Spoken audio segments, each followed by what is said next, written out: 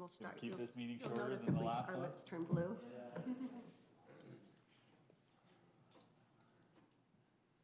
I heard that with Brittany here, she moves the meeting along much quicker. So She starts poking people in the back. she's got a. I think I saw her grab the gavel, and that can be thrown. You're taking too long. We respond quite well to that. So the three of us, we move things along. Certainly try. Hey, how you doing, buddy? Good. Good, good, good. We missed you last time. Hi, Daryl. Feeling better? I have this every 2-week thing that happens that I just don't feel well.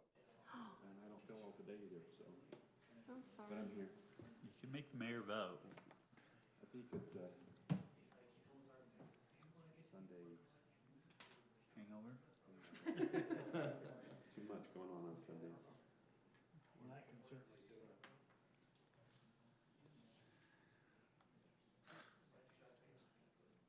That was one of the reasons I did like having it later in the week. I could have a breath from all the activities of the weekend and think, okay, instead of now I have to just count it in. But I only have 6 more, this 6 more counting Not today. that you're Oh counting. my God. Not, yes, but I am. It almost looks like it's back. And Adam said we may not have a December 18th, just depends on what's pressing, I guess. Randy, Daryl, did you guys see that story? I sent it to Van about the Orem mayor getting spit on after the council Saw- meeting. yeah, We I need saw it to, Tuesday we need to night. leave 2x2s.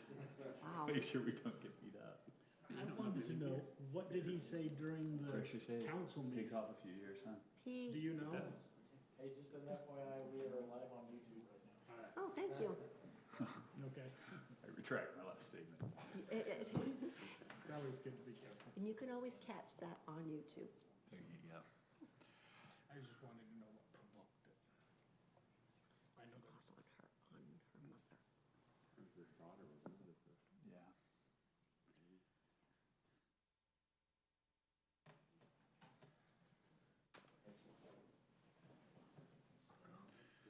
Well, who's pro tem? Let's see, in October, I think you went through October, I gotta go look, just in case here, so.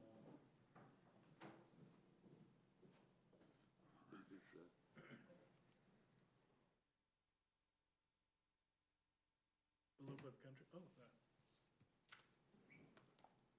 the pin isn't here yet, but Is that Centennial? I'll send that around. Oh, very cool.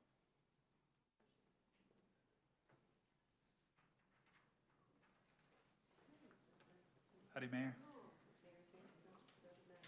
seem like it's awfully quiet. He just went to go look to see who Mayor Pro Tem was. Sorry, I came back from a UVU on a panel, speaking panels. It's Daryl. Yeah, you left out. Good thing you're here, girl. You would have had your chance. What are you talking about? This would have been the shortest meeting ever. Continue. That's on record, right? Your mic's We'll off, have to so see. you're okay. Oh, how neat is this? All right, are we ready to roll? Okay. All right, welcome to our Lindon City Council meeting here today, October 2nd, 2023, here in the council chambers. I'll be conducting Mayor Lundberg along here with my fellow council members. We'd like to welcome those in attendance here in the audience or those online. And we will first begin with an invocation given by Councilmember Van Broderick, followed by a pledge of allegiance, and I would love to ask one of our candidates, Steve Stewart, if he'd be willing to offer the pledge after the invocation. Thank you very much. Our Heavenly Father, we're grateful for the many blessings that Thou hast given us. We're grateful for this wonderful community that we live in. We express appreciation for the moisture that we've received today and ask Thou would bless us with the proper amounts in the proper places at the proper times. We are grateful that we can meet in this city council meeting tonight and invite Thy Spirit to be with us. Help us as we discuss, that we can discuss things clearly, make sure that we understand all of the issues and that we can be led and directed to make the best decisions. We are grateful for our city employees, for the great work that they do here in our community and for the citizens. We pray for our first responders as well, and grateful for their service on our behalf, and ask you that bless and be with them. We again offer and express thanks for all of our blessings in the name of Jesus Christ. Amen. Amen. Please stand and face the flag. Repeat the pledge with me.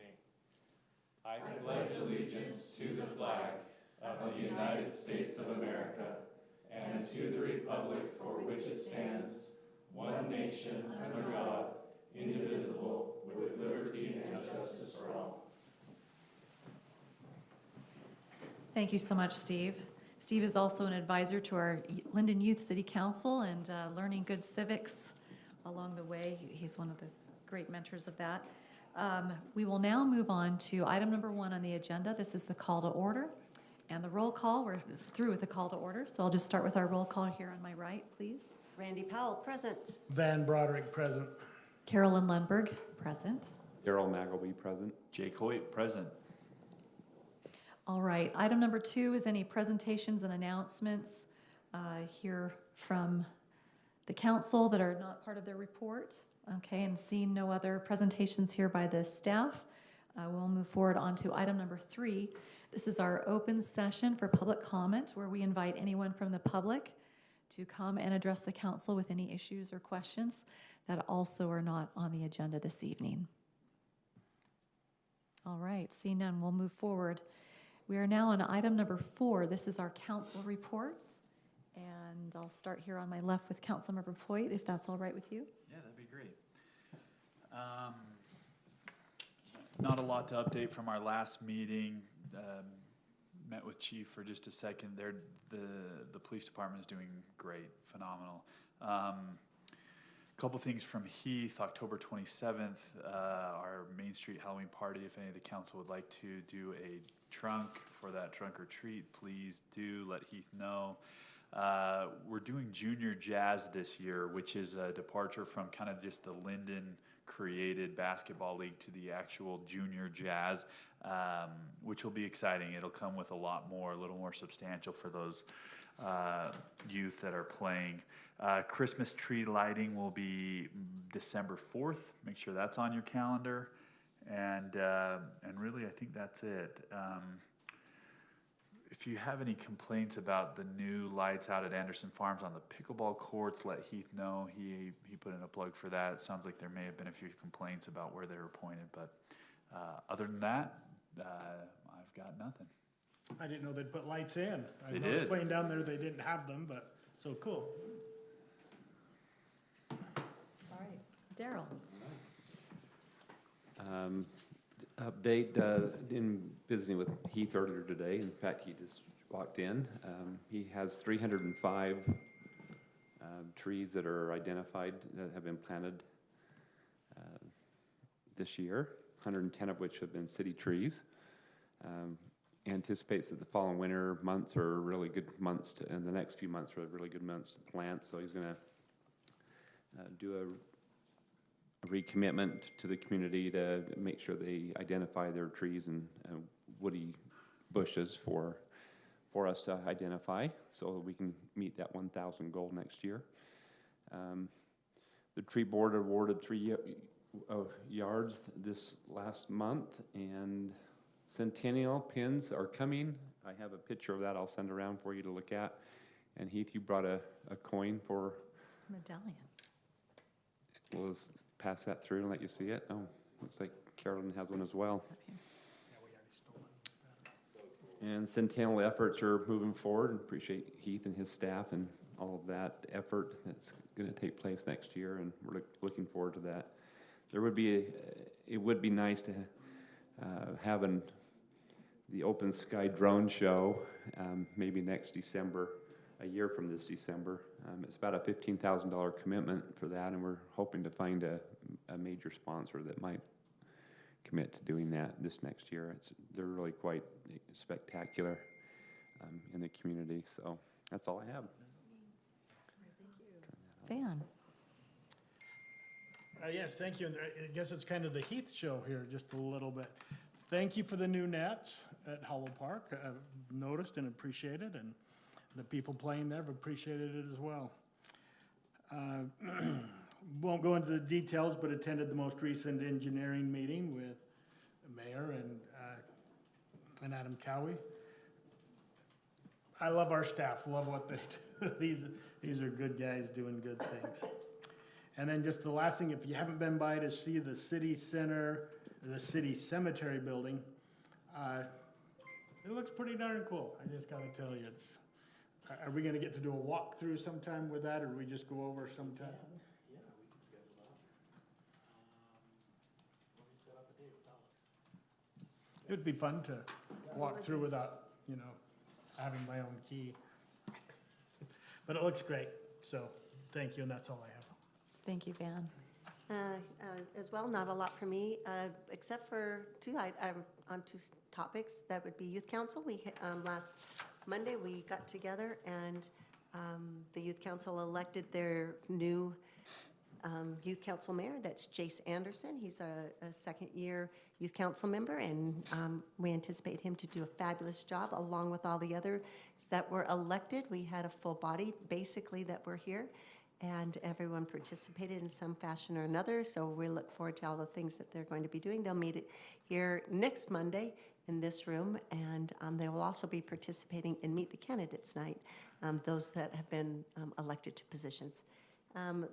For our senior center, we've got a few things coming up. On the 17th, which is a Tuesday, is the Senior Health Fair, which will run from 10:30 to 1 p.m. And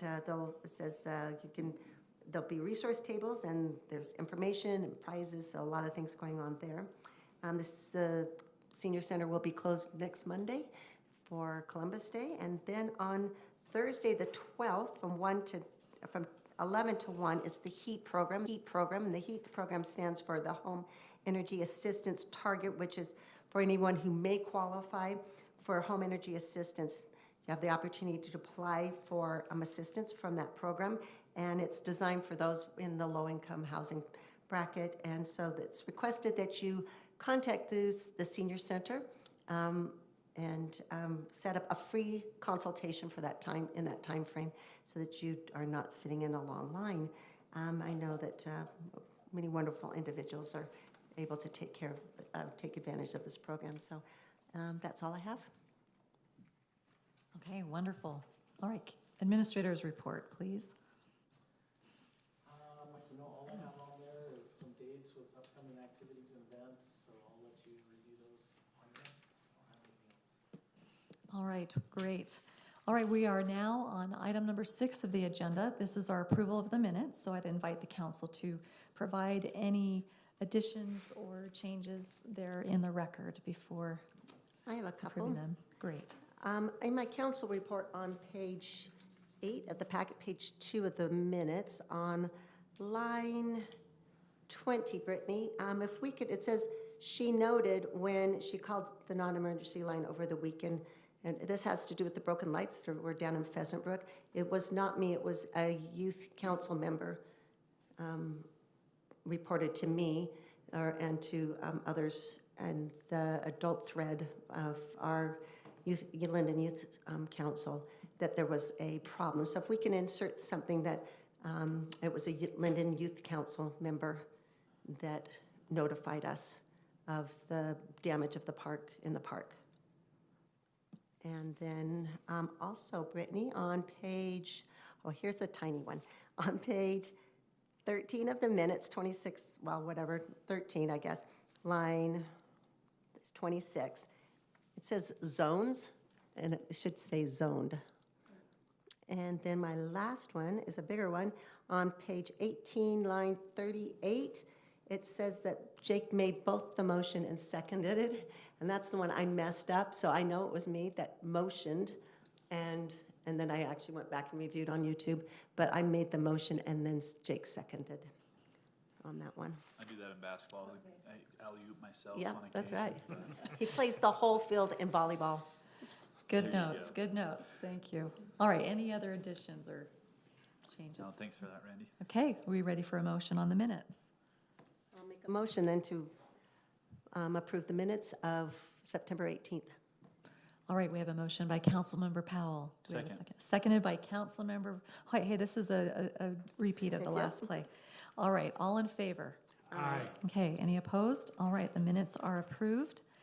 Item number 7, this is the consent agenda. Typically, this is for items that do not require public comment or discussion and somewhat housekeeping in nature. We do not have any this evening, so we will move on to item number 8. And this is a recess to the Lindon City Redevelopment Agency meeting, RDA, at this time.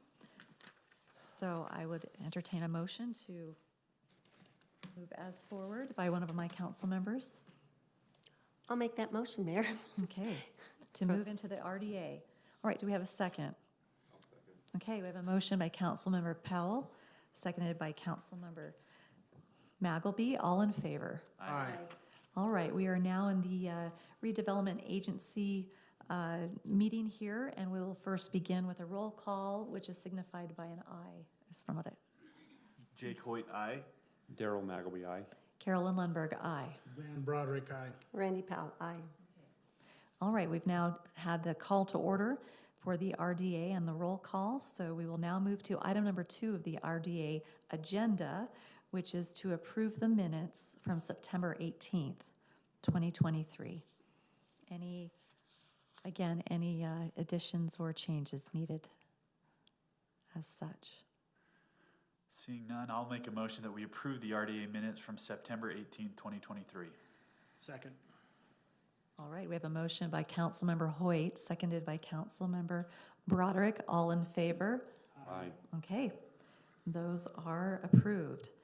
All right, this takes us to item number 3 in the RDA agenda of a review and action. This was continued from our past meeting for an RDA resolution with intent to purchase real property on 700 North for economic development purposes.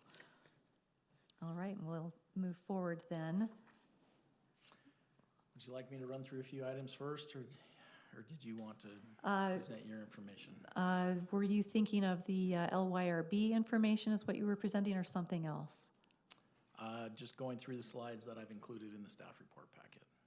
All right, very good. I think what we had discussed prior was for me to provide just that general information first. If we could tee that up, that would be great. Okay. Just for clarification, Mike is on the line phone or? He has been provided with the YouTube link, and then we will be calling him. Yeah, thank you, Jake, for bringing that up. So for the record, so we're calling Councilmember Vancheri. He is out of town, and kind of sounds like it was a spur of the moment thing. He let us know last night, and so we will be calling him when you reach your point of final deliberations and voting. So. All right, well, thank you very much. Before we get into this, there's going to be a lot of data and information that Adam is going to be providing, but prior to that, I just wanted to have the opportunity to kind of share some research that I have done. I've spoken with at least 15 to 20 different municipalities, mostly within Utah and some outside of Utah, just so that we can hopefully come together with a data-driven decision in this matter, as well as looking to, what are the risks and the reward potential, and if this is a reasonable decision to make. And so starting off, why would Lindon want to invest in land for a downtown project? That is the question. Has this been done before? Certainly it's not been done by Lindon specifically. Has it been done elsewhere, and does it have a good ROI? Does it work? And so we'll just kind of progress there. If Adam, you want to flip that. So the value of a city downtown has a number of markers that are of benefit. Economic, the vibrancy and the identity of that community, as well as the resilience, both social and economic. You can go ahead and change. So here's some statistics on the economics of creating an economic downtown, why cities might get into being involved in helping that development. These typically provide a higher level of return per dollar invested, and you can see there that the downtown size may average this is a nationwide statistic, 3% of total land area, but those areas can bring as much as 17% of the citywide property tax revenue, 43% of hotel tax revenue, 12% sales tax, 12% of the actual assessed land value is greatly increased. It's a huge employment magnet as well. Next screen. And then also, downtowns can support such a nice variety and mixture of retail, various amenities, infrastructure, institutional uses. So these often are very mutually reinforcing benefits, not only for that little hub, but throughout a region. And so a lot of studies have found that downtowns end up being just very vibrant, and that these kind of play off of one another very well. You can see here, one statistic was that they generated 452 million in retail sales per square mile, so over 5 times, typically over 5 times the typical city-wide average of retail sales tax. You can flip that.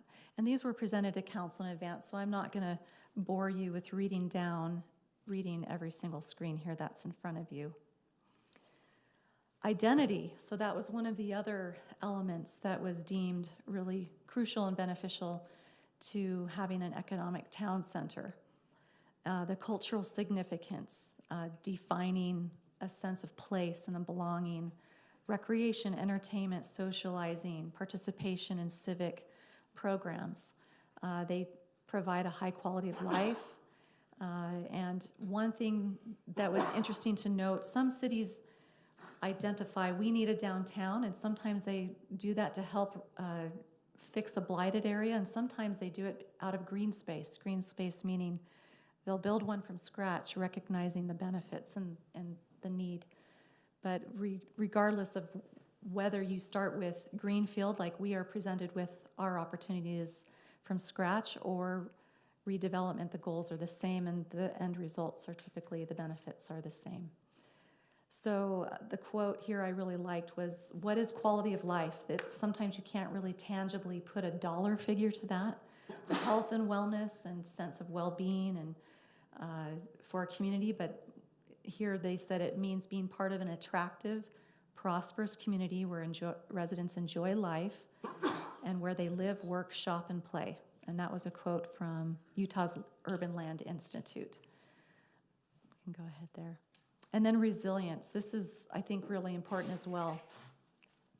Downtowns typically really improve and promote the well-being and quality of life because they help retain those jobs, they enhance the wealth, and they provide a stable tax base, but they're also resilient in market decline. As we've seen, all of us have witnessed different cycles, different sectors of the economy, different industries. When you have a good diverse economic base, which town centers can help provide, you're a little more resilient. I thought it was interesting, last year I think I presented to the council some statistics of a study that was done, that the county had done, and we presented what are some of the things that would help you get through a recession or downturn, and Lindon demonstrated having some really good things in place already, and downtowns are a strong part of that. So, all right, so ultimately, you know, developing a well-designed, successful town center, it requires often merging public and private interests. They don't typically, sometimes they could happen separately in the private sector, but more often, especially in today's day and age, I've been very surprised actually how often public interest comes together with private to help these come together. The risks are, what can the market bring? You know, if we do this and invest in it, will the developers and users come along with us? Do we have time to take a long view time frame and ride economic cycles as this implements? Honestly, nearly every community said you have to have a long view game. These don't kick off and happen instantaneously, but you have to be persistent and have patience. And then will the investment bring a rate of return that justifies a city participation? And conversely, one of the risks you have to that I would like to present is if we have no vision, if we don't get involved in some way to create an identifiable downtown economic, best and highest use of that property out there, what will we get instead? Rewards, obviously, what every city has, and what I'm hoping to show you here is in every instance, when the city leads out, private investment follows. There's increased sales and property tax base. Many of the communities said that this put them in the driver's seat to be able to be the guide of what the best and highest uses of that property would be, to have a say in what would come in the amenities for the community, as well as the players. It brings enhanced community amenities. Many cities looked at their town center as another, just like we spend millions of dollars on parks and trails, this was another element that provides an amenity for the public, a public space to enjoy. And of course, additional greater sense of connection, identity, and we're building communities for the future. This isn't just about for us in our time, but what we're doing for the generations to come. So this was a flyer that Mike Florence, Jake Hoyt, and I brought down to the ICSC. I just wanted to share with you we had two sides, but basically we were trying to show this strategic area that it's centrally located in the county. It has some of the highest pass-bys on I-15. The population currently is set, according to the Kempsey Gardner Institute, a think tank here in the state of Utah, and we've all heard this, the population is expected to nearly double in the county. And so we've set the table. We've done a lot of really great things here in Lindon. We've identified this as a strategic area. We've created the Lindon Village Zone. We had a committee study this and do recommendations back in 2015. We now have a general plan. We have an area strategic plan. These are all really fantastic groundwork that's been laid. This is a future transportation corridor. We've identified transportation nodes that are going to be key with the state. And this is an area that is just a great spot for Lindon to look for its mixed-use development for retail, office, entertainment, cultural, daily needs type services. So you're all pretty familiar with this generally in the area. We'll go on to the next. So here I wanted to present communities that the cities had made actual financial investment. So Nicole Cottle, she was actually on the panel of speakers at the last Utah League of Cities and Towns convention just this last month. And on that panel, they had a breakout session called Cities Making Their Own Town Centers. And she shared something here really interesting. West Valley City had no identifiable downtown. In fact, they had a big swath of their area that was just kind of rundown stuff that they couldn't get any private development to come in there and kind of fix it up and get it going. So she had this was just a little segment that she talked about. I'm just going to have Adam play. Is that live? If not, I can turn on mine. If it didn't, okay. Well, while it looks like it might need to load. So the city of West Valley did not have a master developer. The city decided that they would act as their own master developer of this area. So they bought 80 acres, invested tens of millions of dollars in that. They actually then master planned the area. They brought in developers as strategic partners, and they actually kicked off building out quite a bit of the infrastructure beyond just acquiring that land. They even built a $30 million hotel and then flipped it and sold it. Their total investment was over $100 million, and they did this, they kind of did it in chunks, and as they had success, they kept doing more. And today, they see this as a huge feather in their cap. It's been tremendously successful. They say that area of property that they invested in now is, the tax valuation is over $1 billion that they garner in property tax. That's not working for me. Do Okay. you have that audio? Let me pull this up. I'll play it then. So this is probably one of the largest examples. I'm not by any means suggesting Lindon would be on this scale, but it's just interesting example how much they leveraged to bring this about. So I'm just going to pull this up on the microphone. This is impossible, you can't do this. Okay, this is Nicole. What I heard was that you can't do this is impossible, you'll never get this done. There's no way we can do that. We won't even find a developer, we can't get the property, this is gonna be so expensive, this will never happen. So that was Nicole just saying how there were many naysayers to it, but this has been tremendously successful, and they felt like it was well worth it. Anyway, the next screen, St. George. This is a community back in the early 2000s. They actually started with a $6 million city investment. They decided we have this kind of historic area. It's not looking so great. Let's go ahead and invest in it back in 2007. This has attracted tourism, businesses, residents to the heart of the district, and the private investment has followed tremendously well. Just in 2017, they got a $40 million private investment into this plan here on the right, the lower right-hand corner, the City View multi-use downtown project. That's just one example of some of the kickoff, how that $6 million city investment back in 2007 has ignited their entire downtown and tourism and whatnot. Businesses coming. And then Meridian, Idaho, I spoke with either the deputy mayor or the city planner, I can't remember which. I called all these communities, and all of these quotes and stats, I spoke with specific city staff that were involved in these projects to get this information. And he just said, we're trying to deliver destination experiences. The returns have been 1,000%.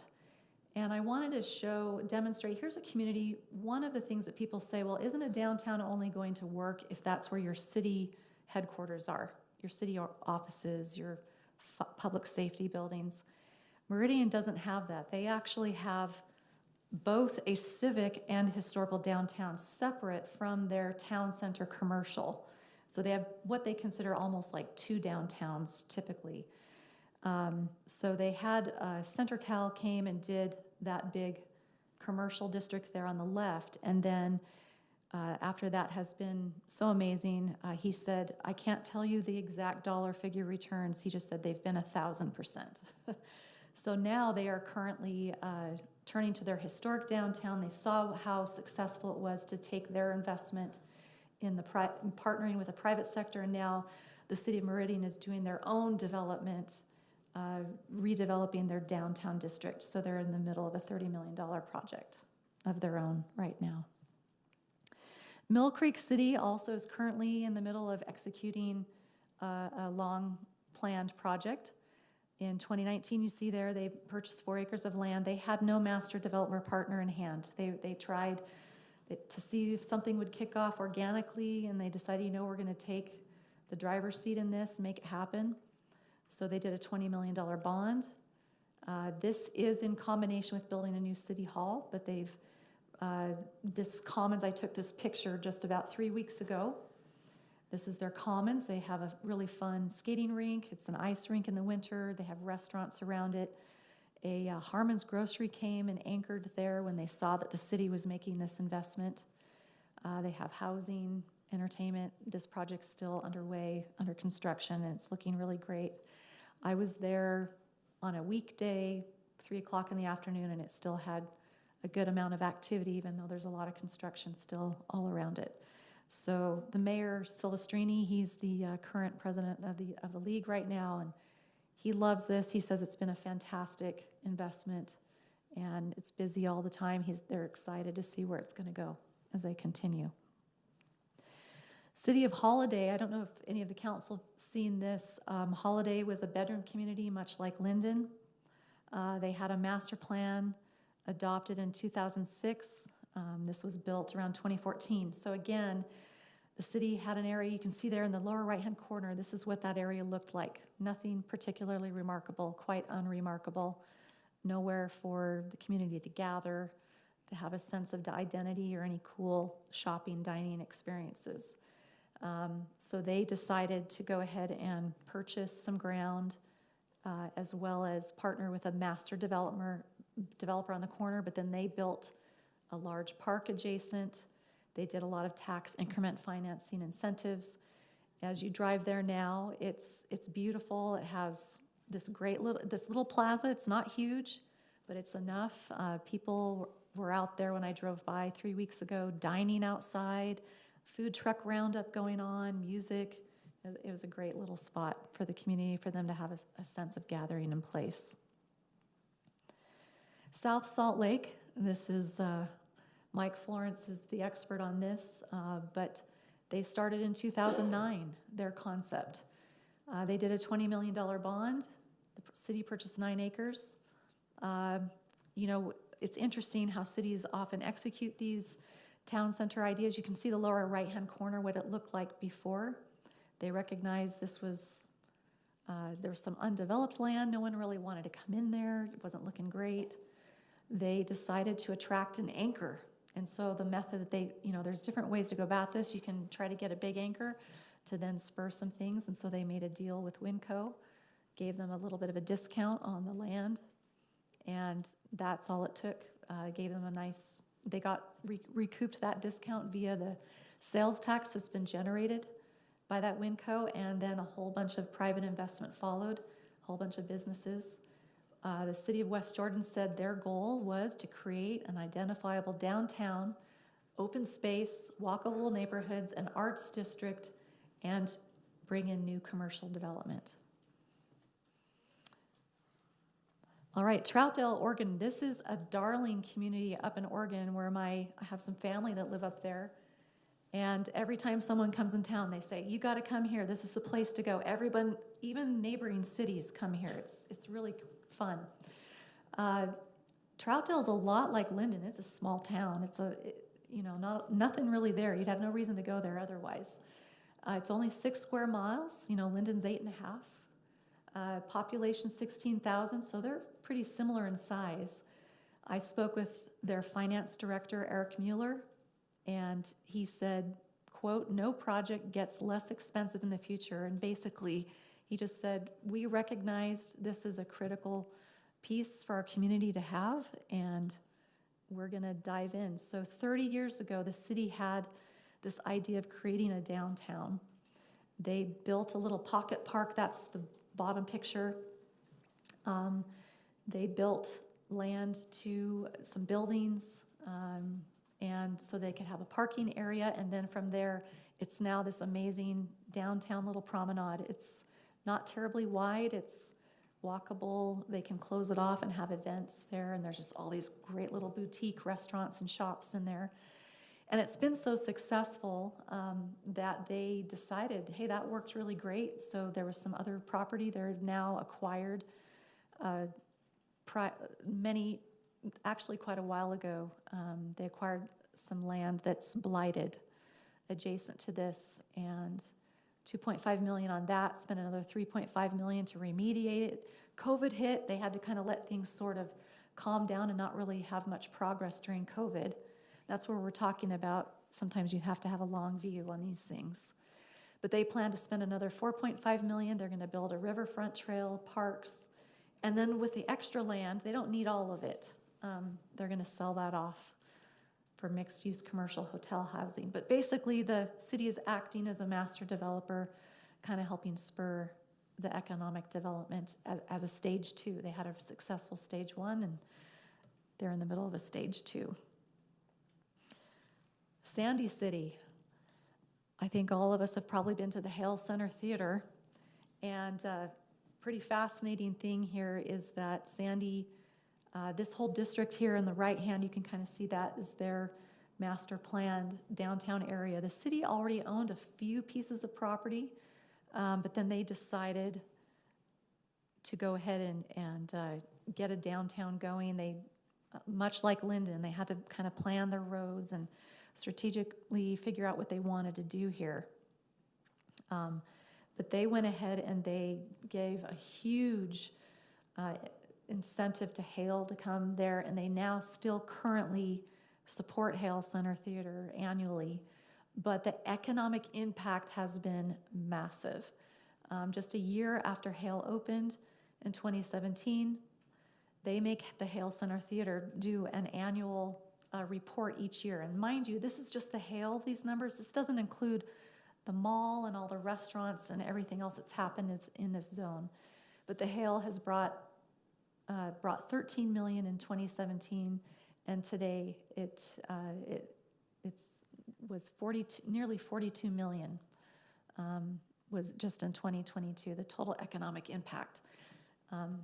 So they defined that as not only the sales from tickets, but everyone coming in and eating at the restaurants, staying in the hotels, all the other business that has been generated there in that area.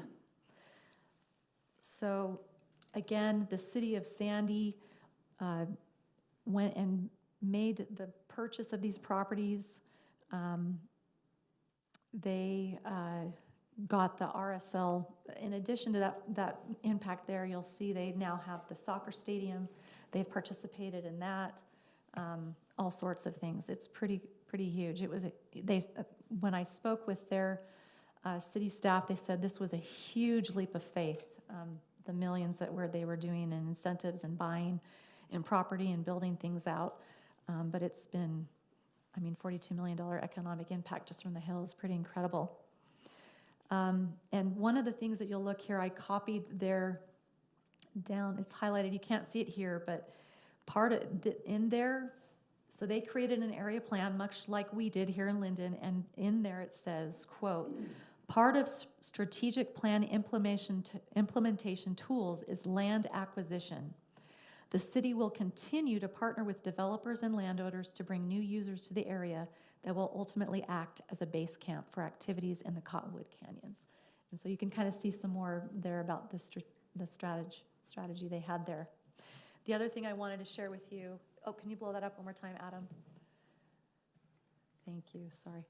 So this was, I thought, really a critical quote. You can read it right there from their document. The Carnes vision was achievable, but required public investment beyond what the current market could support through organic growth.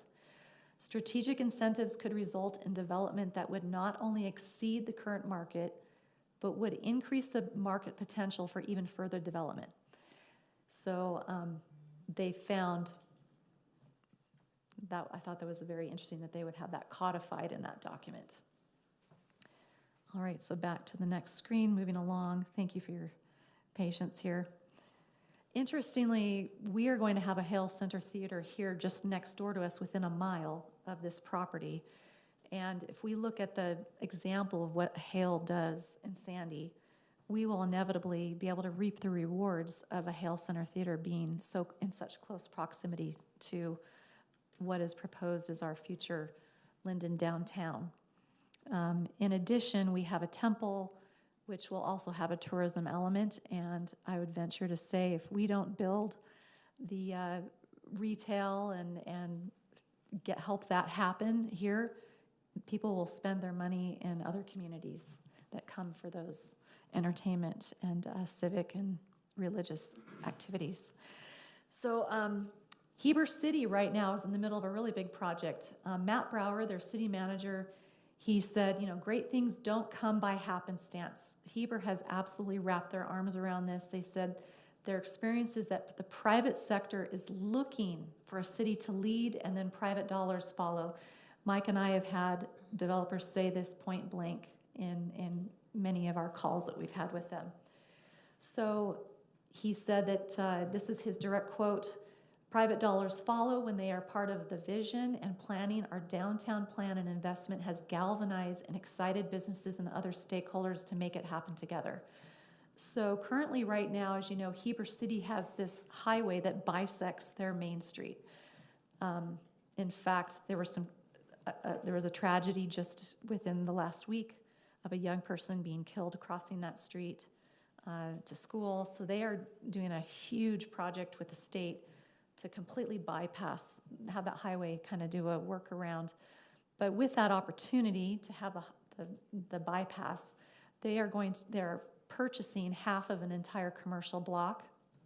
They are going to then, after they purchase some of this commercial area, they're going to dedicate, they currently have a little city park there, but they're going to add another 1.1 million in investment to create a big city pedestrian plaza. So demolish some of the commercial stuff there in that land acquisition, and then they can sell back to businesses what they don't need once they make that investment.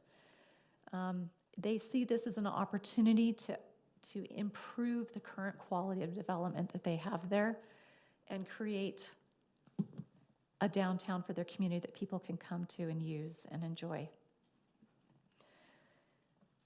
And Shaker Heights, this is the last one I wanted to show you. This is another community that to me has a lot of similarities to Lindon. My son lives in the community next to this, and I happened to visit this last May. And again, it was one of those spots like, oh, you're visiting, we got to take you to this spot. It's really cool. It wasn't a spot in their town, it was a spot in the neighboring town because of how much fun it was, and it's not terribly huge. Again, you can see that pocket park there is tied into a little promenade, Main Street promenade. Like Lindon, there were so many similarities that were really interesting. I spoke with their mayor, David Weiss, and he said, we consider this the living room of our community. And it really is. The day I went there, it was incredible. They closed that little promenade. They had the farmer's market going there. It was packed with people all around this pocket park. There's ice cream shops. There's little businesses, really, really fun places to hang out. You can see they have like that outdoor furniture there and whatnot. That building there to the left, the city actually invested in a parking garage structure. And then there's a huge indoor marketplace there full of the coolest restaurants and things to do in there. So the city had, just like Lindon, we have this big corridor that we invested in to create. Shaker Heights did the same thing. They invested in a big corridor infrastructure that's adjacent to this, just on the back side of those buildings. And it didn't quite get them past the mark to get the private investment to come. So then they followed that $2.2 million that they contributed to that corridor, much like our 700 North. They followed up with a $6.2 million project that the city put in, they granted, and to build out this pocket park, incentivize some developers to come in with them. And you can kind of see the whole thing there in the right-hand corner, how it lays out. It's not terribly huge, but it packs a punch. It's a big economic, vibrant center now for them and a sense of place and who they are, because Shaker Heights was basically predominantly a bedroom community, didn't really have any identifiable gathering place for their community. So it's completely on track, being to repay those investments and incentives they did in grants through new income tax generated by the project. So those are just kind of the things I wanted to share with you. Back to those questions, why should Lindon City invest in land? I propose to you that, again, this is kind of a last opportunity for us to carve out an opportunity for an identifiable downtown for Lindon. And these projects are done constantly, and I could name another 100 cities that have done this successfully, are in the middle of doing it, and they do work. And merging public and private strategies can be a real great blessing for those communities, and they all had wonderful positive things to say about it. So I hope that, and then I'm going to turn the time over here to Adam to share what LYRB put together. Thanks, Mayor. just to give a little bit, just backing up a little bit, as far as some basis for why we're meeting as the RDA. This area along 700 North is part of a community development area, and the parcel that we are looking at acquiring, that the mayor's been discussing, was envisioned in 2016 as part of the master development agreement with Ivory Homes. There was some rezoning that occurred, and I'm going to walk you through just kind of some history on the 700 North Corridor and this CDA, the Community Development Area, and this possible property purchase. So in 2000 and 2001, the city had actually been working for a few years with UDOT and Pleasant Grove, and invested approximately $1 million in funds for the Pleasant Grove Lindon interchange. And so that interchange was constructed in 2002 and 3. There was a phase of land between, you can see on this air photo, between State Street and Geneva Road, and the city invested about $600,000 for that phase of that roadway. And then the plan was to continue across these open fields between Geneva Road and the interchange with a new city roadway. So the next phase of this air photo was from 2004. You can see that first phase was completed, and Walmart was actually nearing completion of construction. It came in and located on State Street. In 2005 and 6, the second phase of that roadway began. The city invested $4.7 million. It was $4.1 million from the general fund, and then another couple $100,000 was from the enterprise funds to cover some of the utility costs. This is the bond that we just paid off a few years ago that was in part from the sale of the Geneva Park property proceeds. So you can see here in this 2006 air photo, that next segment of roadway was completed or nearing completion, and then this tie-in to the interchange was under construction in 2006. The city at that time didn't have any pending developments. There was hope that this new roadway would bring in the developments that would be needed to fill the corridor. In 2013, the city created this community development area, which would enable us to collect tax increment from, it's the difference between the undeveloped property and a future developed property, difference in property taxes between those values. We had a few years to actually trigger when that lifespan would start for this community development area, and so in 2018 we initiated that 20-year CDA for tax increment collection. In 2021, given the economic impacts of COVID, the state actually allowed some extension of these RDA and CDA type of areas. We initiated that, and so this CDA will currently expire in December of 2039. So we have that time period to collect increment property taxes out in that area. It's about 282 acres. The primary purpose of this in the CDA documents that we've provided to you, it was assumed that 80% of these costs would go towards infrastructure. In 2013, JUB engineers estimated in that whole project area, there would be approximately $21 million of infrastructure needs and costs. However, one of the things that was identified and was highlighted there is that the funds could be used to assist with property acquisition or land assembly, and so that was certainly contemplated as a possible use. So this is the map of the CDA area, that 280 or so acres. In 2013, this is what it looked like when we initiated that CDA. So you can see along that 700 North corridor, there really hadn't been very much activity since 2006. The zoning in 2015, this is before Ivory came in, it was general commercial, which is the same as what we have on State Street, basically.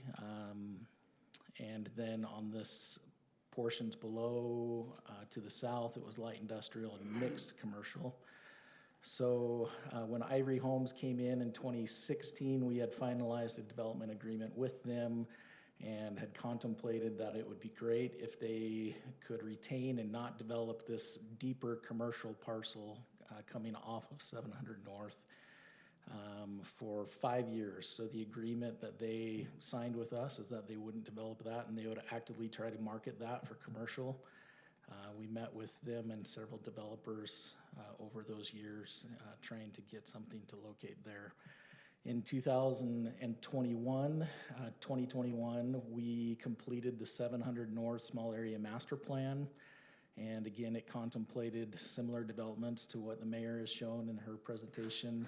It did have an option if that deeper portion didn't develop. It contemplated kind of both options, but was looking at some sort of public plaza to be out along that area, some potential, again, it was mentioned this corridor is master planned through UDOT and Mountain Land Association of Governments for a future bus rapid transit line to come down this corridor. So there's some mass transit opportunities, and so fitting in with some sort of urbanized development would play well together. And so after Ivory Homes was approved, this was the zoning that was updated. Subsequent to that, the Lindon Village Commercial Zone, and then you can see here the blue is part of that Ivory Development Agreement. Just to the right here, they have entitled, help me with the number. 380 units of apartments in this area. And so again, the piece the city is contemplating purchasing is just to the south here, and then this piece to the north is still owned by the Anderson family. So Ivory had given us, this is just a rough concept plan of how this may develop if the city were to purchase the commercial piece. In your documents, we had contemplated it was about 8.7 acres early on. This looks like it's 8.2, and so as we're talking about final numbers on this, know that haven't finalized the exact acreage, so we're talking some estimates. What you have as far as the bond information is planning on the 8.7 acres, so that would be on the higher end of what these amounts could be if that acreage is a little bit more. So just some financial information on the CDA out in this area. By participating and if the CDA were to purchase this, again, we can use these tax increment revenues. In our current 2023 estimates for this coming year, we would estimate available funds for this purchase is about $162,000. That's coming in for this fiscal year. The fund balance in that CDA, so since its inception in 2018, is approximately $586,000. Over the life of that through 29, it's estimated we would generate in tax increment, and this is just assuming that all develops according to those estimates, about $5.6 million. If you would go back to that right there. Over the life of the CDA through 2039 would be the 5.6. Thank you. In property tax, This is tax increment. tax increment, Yeah, yeah. not in It's- total property tax. This is the tax The tax increment. increment, yeah, so that's just one of the revenue channels that could potentially flow, yeah. In the 700 North CDA, again, just continue with some financial information. So in April of 2023, this commercial property from that Ivory had been kind of reserving. Their 5 years lapsed, and then it's been a couple subsequent years after that. Hadn't sold. The city approached them to see if they would be interested in selling. They are here tonight and are willing to sell that property. A question to think about is with that purchase, does the city pay down some of that? Could we lower the cost of the bond? If you choose to purchase this, do we want to use any general fund amounts to decrease this bond amount that we're talking about tonight? So just something to consider. That might be an opportunity. We do have a memorandum of understanding with the Andersons. Their property is in the front here, about 10.4 acres. And then the city, if we purchase this, approximately 8.2-ish, would increase the depth off of the roadway to about 800 feet, which may allow for some larger developments, some big box or conglomeration of various retail or office types of uses on that broader property.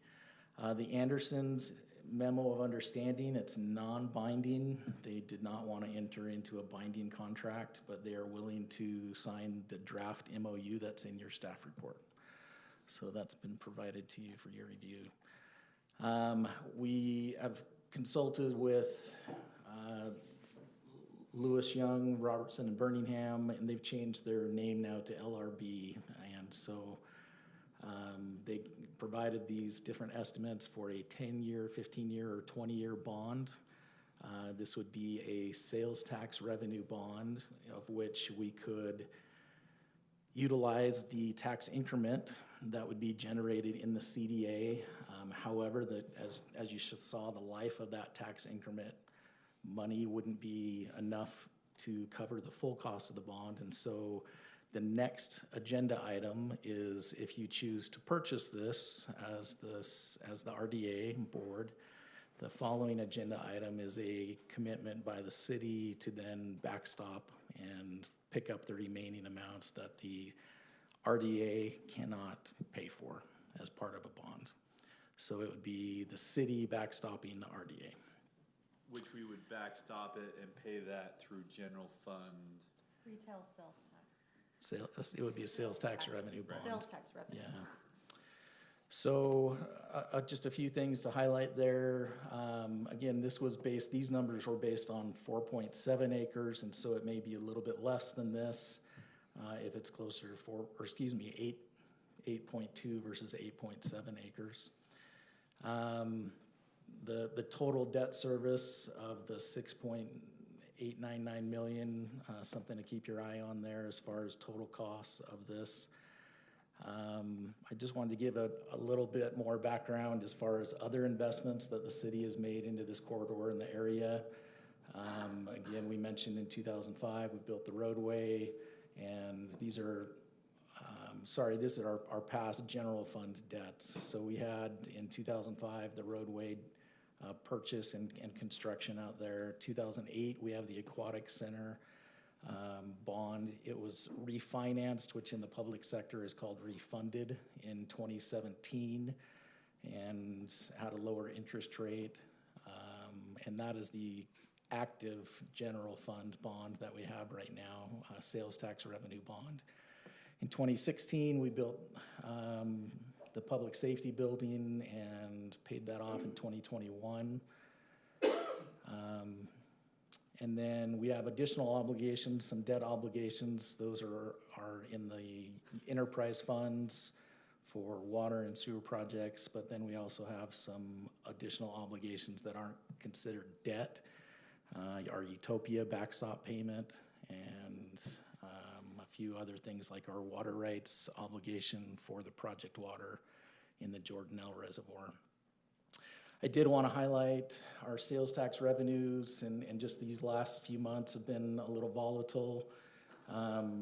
Just to highlight where we were at when some of the other decisions for the roadway were out along 700 North were made. It was in the early 2000s, and revenues were good in those early 2000s. When we hit the Great Recession, just over a 2.5 or 3 year period, we bottomed out there on sales tax. Just an interesting thing to note. So if you look at, we were bringing in monthly, each of these blue spikes, these blue points, is a month of revenue in sales tax. It took 8 years for for us to get back to a similar revenue point in sales tax after the Great Recession. So a pretty significant period of time. We had a steep incline at this point, and some of that we believe is due to the stimulus money that came through during COVID. A lot of households received money and went and spent that. And then the other thing about that same time, sales tax for online purchases was required by the state of Utah. And so we've seen a steeper incline those next few years. The last several months have been more volatile. It is the first consecutive period of months. We're at about 8 or 9 months now where we've had a decline in sales tax. Ending our last fiscal year of 2023, the end of that year, it was 6.4% less sales tax than we collected the prior year. So that has not happened since the bottom of the Great Recession. I just want to make sure you're aware of that. Adam, I have a quick question for you. Would those figures of the state miscalculating that one business and sending the sales tax to another municipality affect that percentage rate? Wasn't that about 66,000 that we did not receive correctly? Correct. That's but we're- not been But rectified we're yet. bringing in over $6 million, and so it won't have a substantial change in The that. percentage point. Yeah, Percent. so that may decrease that some. Maybe like 5 versus 6. Something fun. Okay. I don't think it would even be that much, but I could calculate that tonight if you'd like. Some other things then, again, if this is a sales tax revenue bond, so this being said, with this recent decline, if you look at our revenue since the Great Recession, it's doubled. We have a very healthy sales tax base, and for a city of our size, this is very positive that we've had this significant of a gain. We've been able to do a lot of projects and have needs met in the city without a lot of debt. We're putting more into roads than we ever have in the future, in the past, and other projects are able to be paid for outright. We've saved some of that general fund money for future projects, even in our utility enterprise funds. We're saving money for a well, for a tank. We're setting some money aside, and so we're in a positive aspect.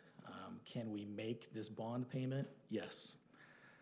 If we were to purchase the property, that $450,000 or so on this 15-year, we feel comfortable with this being able to be made as an annual bond payment, given our current financial situation. But again, I want you to know that we've had a decrease there, and that may take a while to recover from that. And so the funds going to this purchase, if it were to be purchased, is taken away from something else happening.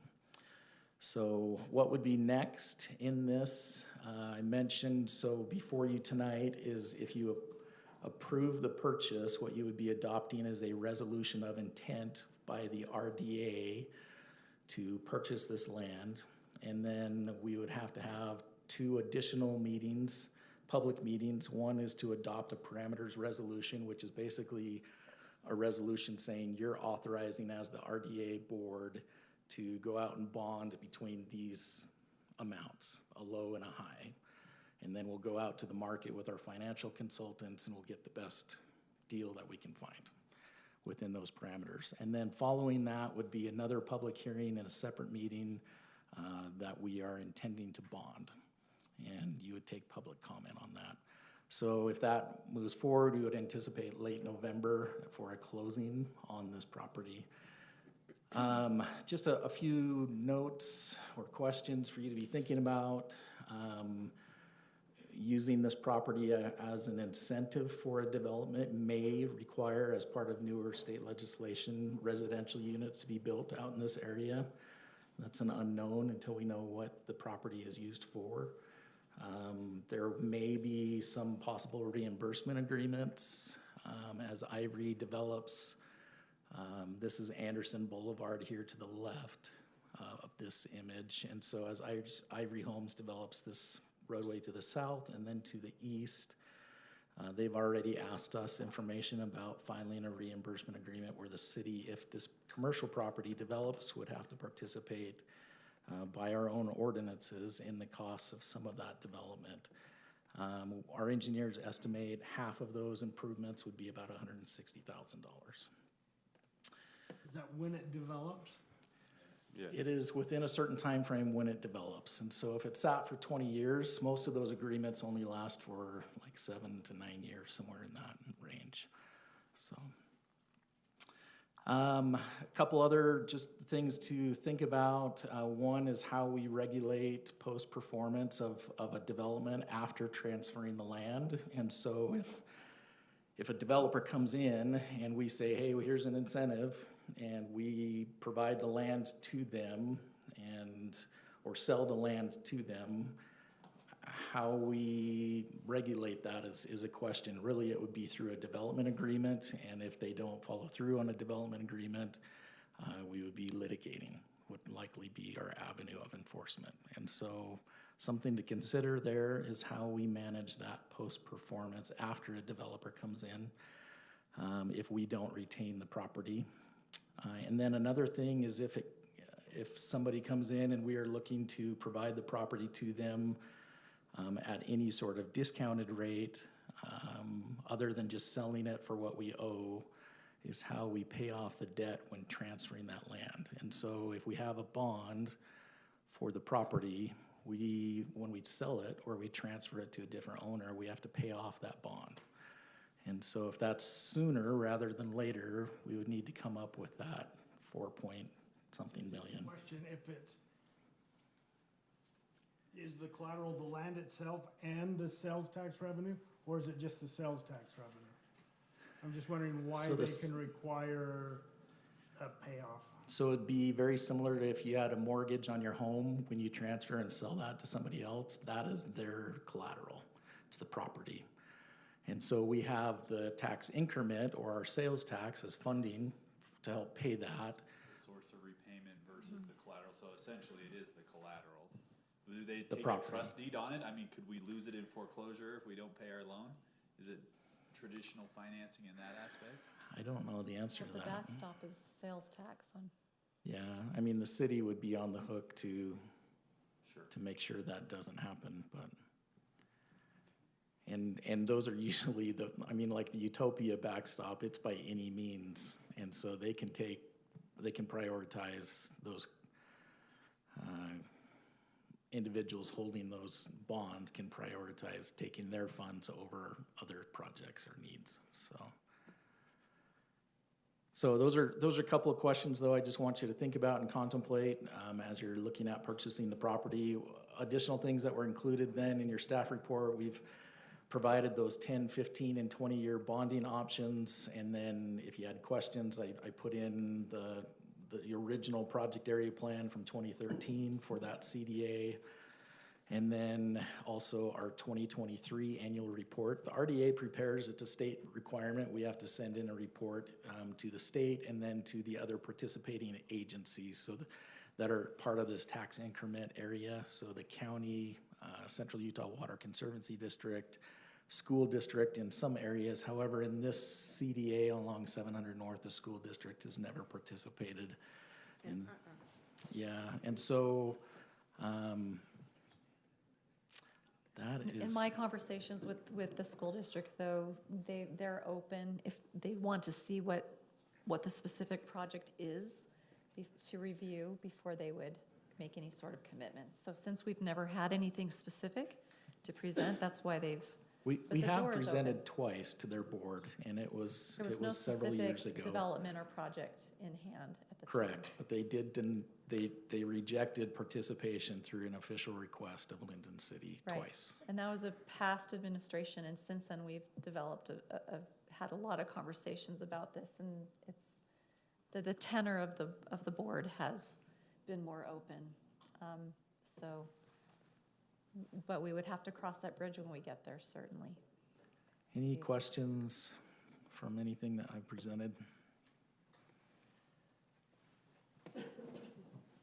I would love to have any conversation, comments, or questions from council here. I think, the question is this a reasonable risk? I asked that specifically of Jason Birmingham, who was putting together the information, and, he's worked with a lot of municipalities who have done these, and looking at our numbers, he said your sales tax ratio to the debt that you're looking to do here, he says, I feel like it's a very low risk ratio.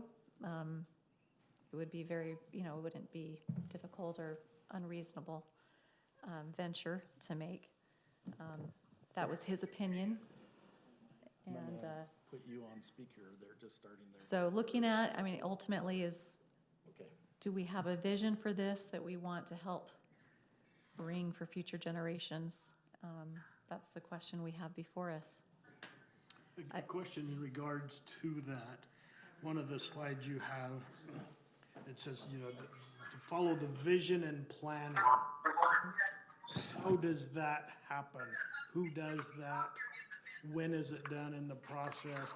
How much has been done, if you will, with the zoning that we've done? Great question. So I've been trying to learn and ask those same questions like you, and what usually is the process that from what I understand, is once a city, we've already laid the groundwork by some of the infrastructure there of the main corridor, the fiber, the area plan, the zoning, and then the next step would be to do a market. Some cities do a full market analysis. That's what Nicole Cottle with West Valley Cities recommended. Mike, this is kind of a wheelhouse. He's been through this before. He could probably be a better expert to recommend. And then what a lot of cities do is they say, okay, this is our goal. Create this town center. They have public engagement. Yeah. Who defines that goal? How is that Yeah. process? Because we've talked about even how to zone this for years, and we've Yeah. really kind of struggled with the verbiage. So I'm curious as how that occurs so that it's something that we want, we're excited about, and is Right. marketable. I think getting community involved in engagement, a lot of cities, they'll have open houses, they'll have surveys. Just like when we've done our bicycle master plan or our general plan, you have open houses. You get the community to say, okay, Lindon City is going to have a downtown village civic center, a community, hub. What do you want there? Well, Mill Creek did that, and the community said, we want an ice skating loop. Harriman, same thing. The community said, we want a skating loop. Ice skating in winter, rollerblading summer. So that was an amenity they brought into their central park.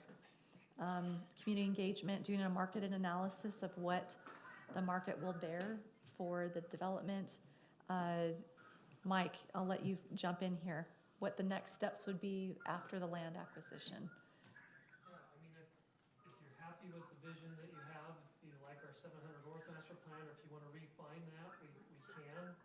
And I think, your next step would probably be looking at that zoning again, to see if you want to tighten it up, put some, if you wanted to do like a form-based code down there, so you knew exactly the types of buildings that you were getting, maybe tighten some of those uses up. Or we wait till we get a developer, and as they bring in a concept plan that we like, then we write the zoning to require what we see there. So there's a kind of proactive, or wait until we get a developer on board. Yeah, and some cities have gone and built the public infrastructure, and that's been the magnet that's kind of ignited and gotten all the private businesses to want to come, like what Mill Creek did and some of those other communities. So there's a number of ways we could go about it. We really would, that's, I think, ultimately the beauty of it is all these communities said that this type of investment put them, the community, the city, in the driver's seat to determine and guide what the outcome would be so that they could build what was right for their community and guide that development. Mike, while you've spoken a little bit, could you give us, we're coming up on 15, 20 years that this road has been there. Can you tell us current interest and quickly, current interest and past interest? How close have we come to getting commercial development here? How close are we currently? And when I mean, commercial development along the lines that this council would want, the Smiths, the Harmons, the Costco's, you know, the retail that we've wanted. How close have we been in the past? How close are we currently? If you could speak to that as our planning developer, or We know it's speculation. Yeah. Thing is You know, I've seen a little bit more interest lately. There was a group called Woodsonia that was looking at it. There's also another group looking at it right now. And so to get like a big box, you know, I haven't seen that. I haven't seen that interest lately.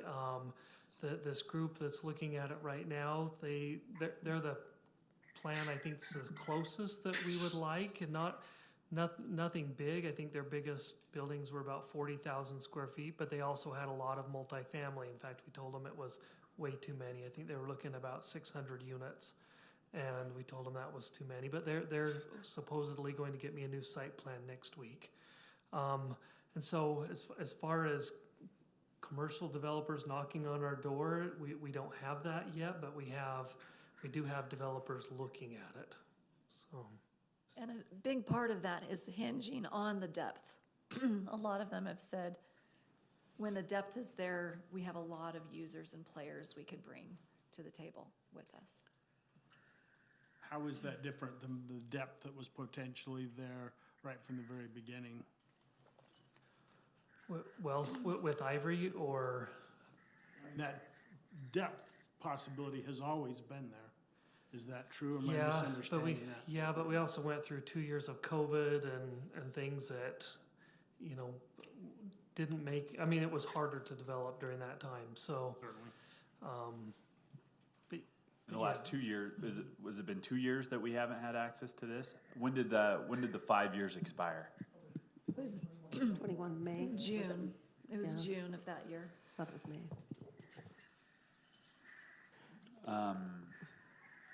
You know, the Center Cal site plan is what I always come back to, which I loved. I mean, I fell in love with the first time I saw it. Just, you know, the movie theater, the downtown type of, it was, you know, work, play, live. It was really something that caught my eye.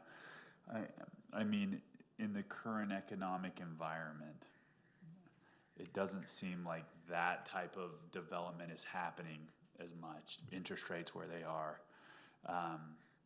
How long of a hold are we talking about? In your opinion, as our planning director, is this a next couple of years, or is this, because I think the interest that we will pay and how I'm trying to quantify this risk, it's helpful to know, and maybe in your opinion, how quickly do you think we'll be able to get development in here?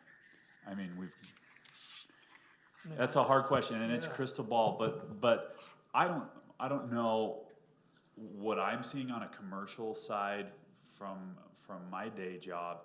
I don't know that it's 1 or 2 years personally. I'm just not seeing a lot of the bigger players jumping in on giant projects like this because they're paying 8%, 9%. What's your thoughts? no, I would agree with you. I'm not sure I could tell you a year amount. I don't know if it's because of Utah City and Vineyard and what St. John's is proposing. So I think I'm seeing a little bit more interest, but I'm also, you know, we're also going to be competing possibly with those developments as well. So I'm not sure a timeline on that. I don't know how long this little dip in the economy is going to last, but yeah, I'm not sure exactly. I couldn't tell you 5 years. I don't know. If it's any help, I did ask timelines, and some of those dates that I provided in the slide deck show that oftentimes it can be 10, 15, even 20 years from the time of visioning and deciding, okay, we're going to do this, to implementation. And the implementation it takes patience and persistence. But it does happen when you focus on it and you have patience and persistence. That's what the example was. And you have to have that long view game of riding through the cycles. And so I think that's where we need to decide, is this important to our community? Are we, for our community building aspect, for the economic, you know, resilience and vibrancy that we hope that it could achieve? Is that goal worth it in the end to kind of ride out whatever cycles may come in the investment? Ultimately, unlike some other things that we've invested in as a city that maybe don't pay for themselves in the long run, so far it looks like these things do pay for themselves with that patience and persistence, and even better. Can't promise anything, right? Yeah. It's a crystal ball, but the land is here now, and the land will be gone. And if future generations want to do this, it'll cost exponentially more expensive to assemble developed land. And that's what some communities have gone ahead and bitten the bullet. And so we have a unique opportunity where this is fairly inexpensive. I mean, when you look at West Valley City investing $100 million just to kick off what they needed to do to turn around and get what they needed. So I know it's a lot for Lindon City, so I'm not, diminishing that by any means. And I try to reach out periodically to developers. Like a week and a half ago, I reached out to the Boyer Company again, said, hey, I talked to Scott Verheeren, and I said, he's their retail guy. And I said, hey, it's been a couple years since we spoke, and, can we talk about this property again? He goes, and his first word was, are you going to require me to do commercial underneath residential? I said, no, we've never required that. He goes, oh, that's always been my perception. So I don't know if we need to reach back out to some of these developers again and talk to them about our vision and, say, hey, we're not going to require that you do, ground level retail or mixed use like that. It can be standalone retail or standalone commercial. So I think that, I don't know how he got that vibe, but that's something at least they were concerned about ground level commercial with something on top. So As far as a bird in the hand, we don't have any developers actively site planning. We do. I We do. have a couple. There's a group called Castlewood Development. They submitted a site plan to us a week and a half ago. Then we told them they had too many residential units, but their core center, commercial center, had a nice plaza area. They said they'd come back next week with. And their guy there, the president, said this would be the best investment you could ever make. He said this opens up. He said he was only interested because he had heard the depth was a possibility here. So. So would that developer that you're talking about, would that include you buying the Anderson land as well, so it's all one big? They would buy everything on the south side is what they told me they're submitting a letter of intent to Anderson's this week. It's all of the south side. Not commercial developers, though. That is correct. They just want To be clear. they want to get us comfortable with their concept plan, then they would take that plan out to commercial brokers and see market it. and market it. Yeah, that's correct. They're residential guys. They are. I worked with them in South Salt Lake a lot, and they build a very good product, a very nice product. But they do have those contacts to bring in the commercial. And from ICSC, we had worked with Thompson Thrift. There's a few others that we engaged with as well. So. And any developments there on those fronts? I think some of them want to see if we pull the trigger Sure. on this 800 feet or not, because it's kind of, for them, it's a moot point if it's only 500 feet depth. But they're not interested in joining forces and submitting that, asking us to snag that ahead of time. It's not like trying to come in quickly. They're waiting for us to pull the trigger. They're not asking us to. I guess the difference. We haven't had that discussion about them purchasing this property, and I don't even know if Ivory would sell it to anybody besides us. But Yeah, I think Ivory made it pretty clear, Chris Gambrillos, that they weren't interested in trying to work with a commercial. I don't know if that answered your question. Well, I guess, are they asking us to get this so that they can then purchase from us? Yes. They're think they actually would. asking us. Well, they didn't, no, they're just saying they would purchase this from us. They're not asking us to purchase it. They have just said they would buy it from us as part of their, development on. If they get the approval in trying to submit whatever to us. Yes. I have 1.5 pages of notes, and then I've made a whole nother one. So I came with notes, and I have lots of questions, and I've been really trying hard to listen to cross things off as we've been going along, other people's questions, answering them. So I will not be redundant, but I'm going to start off with my questions and thoughts on this, and then I will retract back for a little bit and probably re-engage. But my thought is I guess my number one is why right now?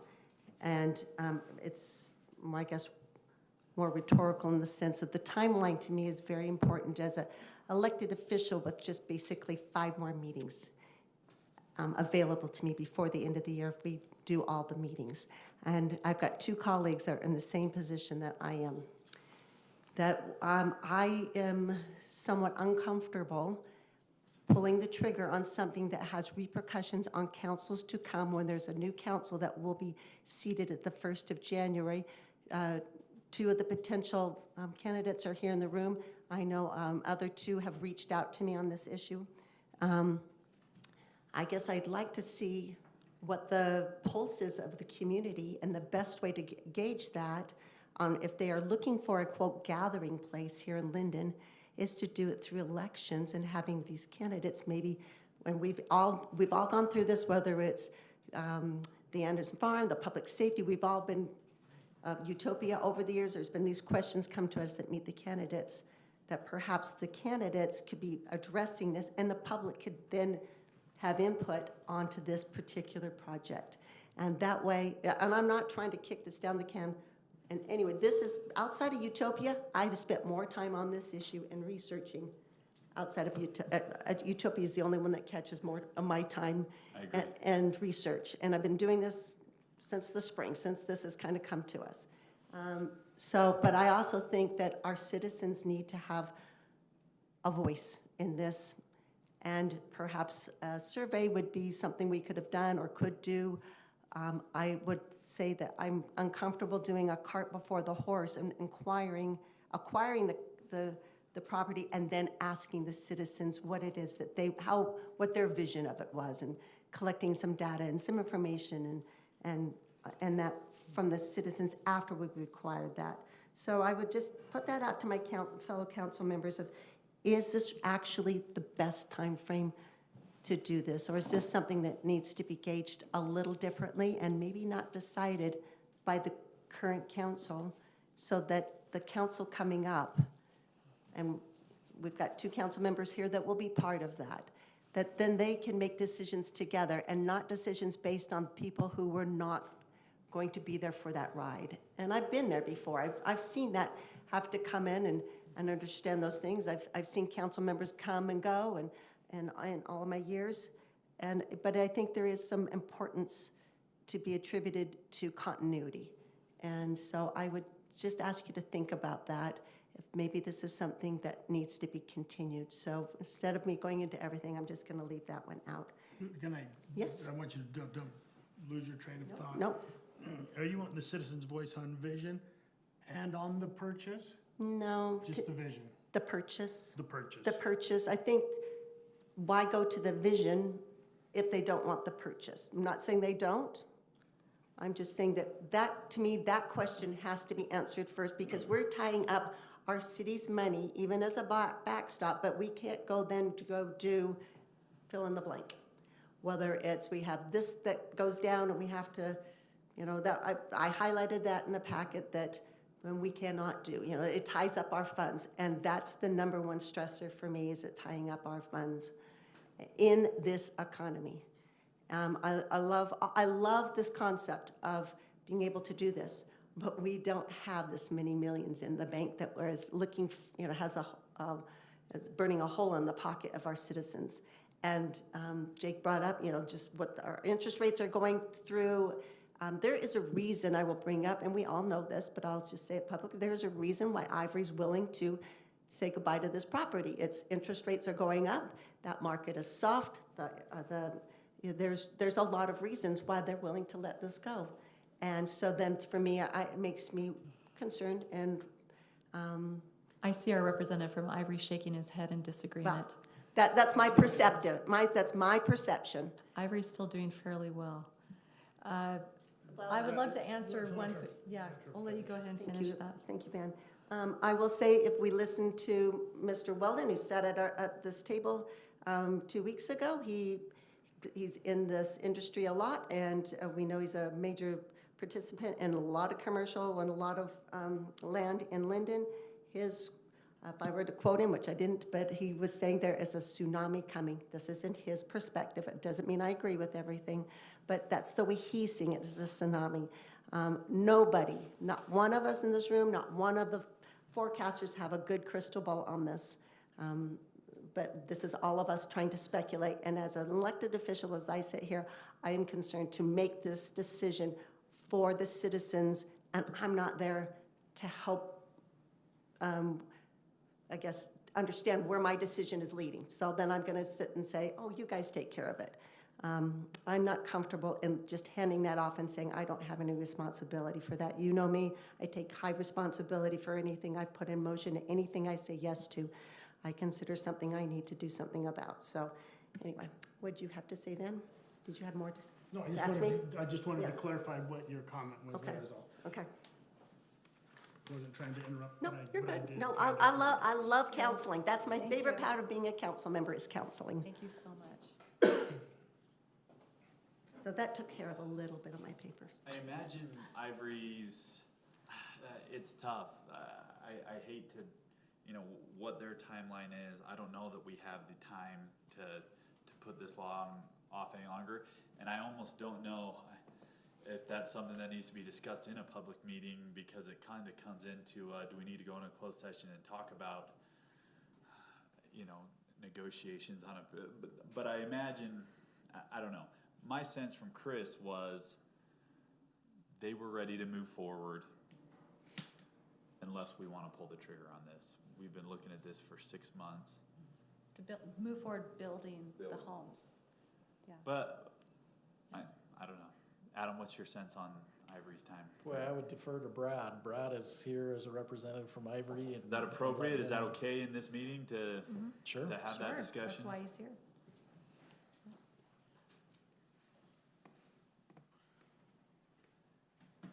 Good evening, Brad Mackey with Ivory Homes.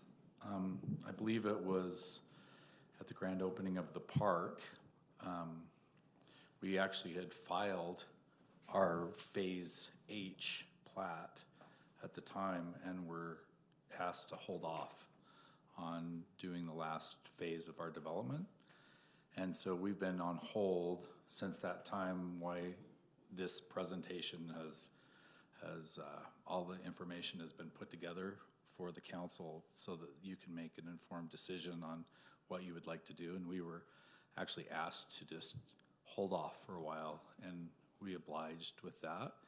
But we actually have a parade home that is a model home sitting right next to our future phase, and we have 0 lots left in the project to sell out of our model home and our parade home that we just built last year. So we are dying for additional lots, and there's a lot of interest in Lindon, as you are well aware, that it's a great community to live in. So we're ready to go as soon as we can possibly have some kind of decision one way or the other on what we're gonna do with this purchase. And if this ground isn't purchased, we actually have engineering plans that were already submitted once.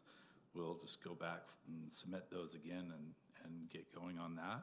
If this is approved, we actually have this concept plan, all of the lots in one phase ready to go as well. So we're ready to submit either way, but one way or the other, we're gonna develop the remaining ground and hopefully have it paved by spring.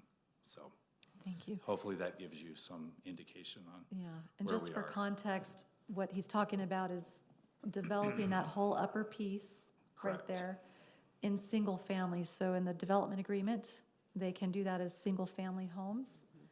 And if that was Plan A, and Plan B is they could have, basically keep the same number of doors potentially in Plan B through smaller lots. So, Correct. so you're ready to go. Plan A will happen and the ground will be gone. Yeah, correct. You'll develop it. Yeah. And In the spring. We would depending on the decision tonight, if you decide no, we would probably submit next week again and start the original plan going forward. And if you vote for this, we'd submit the new revised plan next week so that we can start putting utilities in this winter. So it will be paved, ready to go in the spring.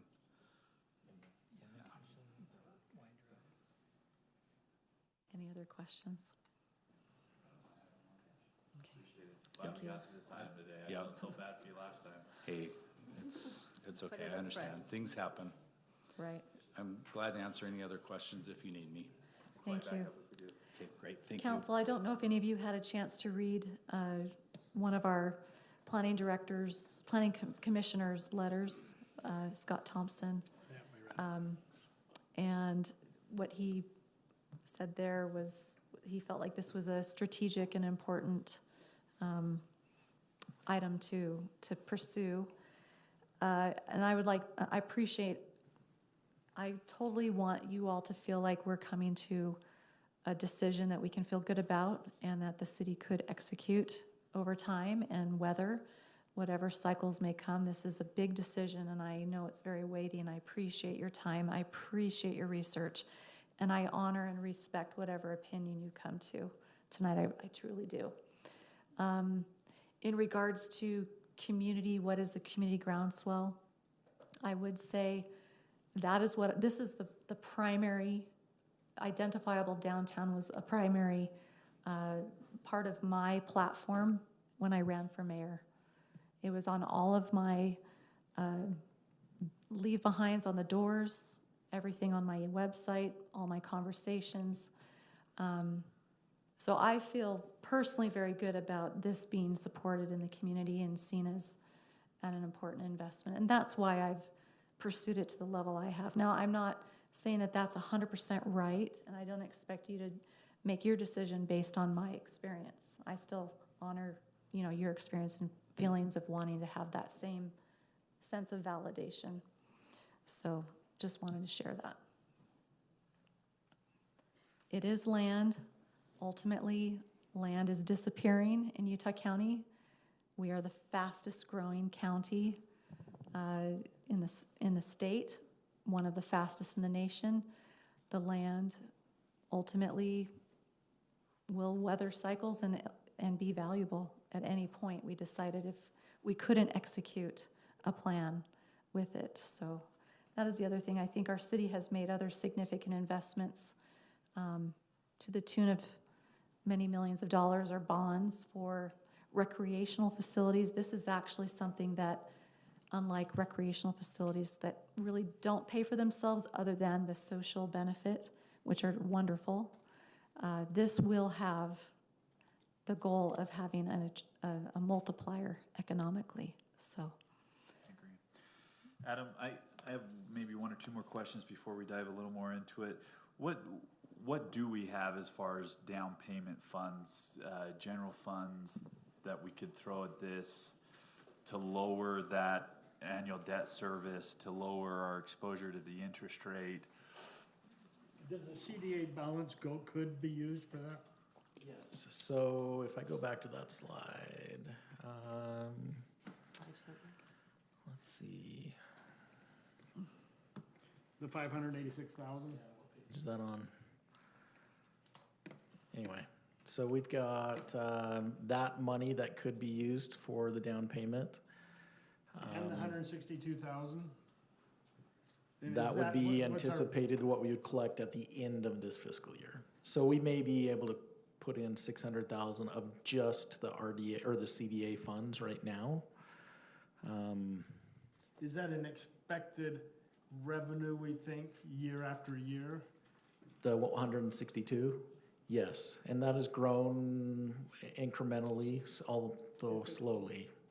Okay, sorry, Jake, I was just making sure I understood the answer to We're- your we're question. going the Yeah, right- so right what way. I had contemplated is, I mean, yeah, you could put down, I mean, in the general fund, I'm in off the top of my head, we're estimating ending the end of this fiscal year in our fund balance, I thought it was around 3.5 million. And we can't go below a certain cap, and we would certainly want to evaluate that. But yeah, if you wanted to put down, I mean, 500 to $1 million, that's feasible.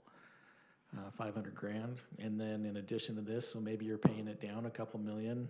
And And the rest of it would come from general fund, when you say $1 million?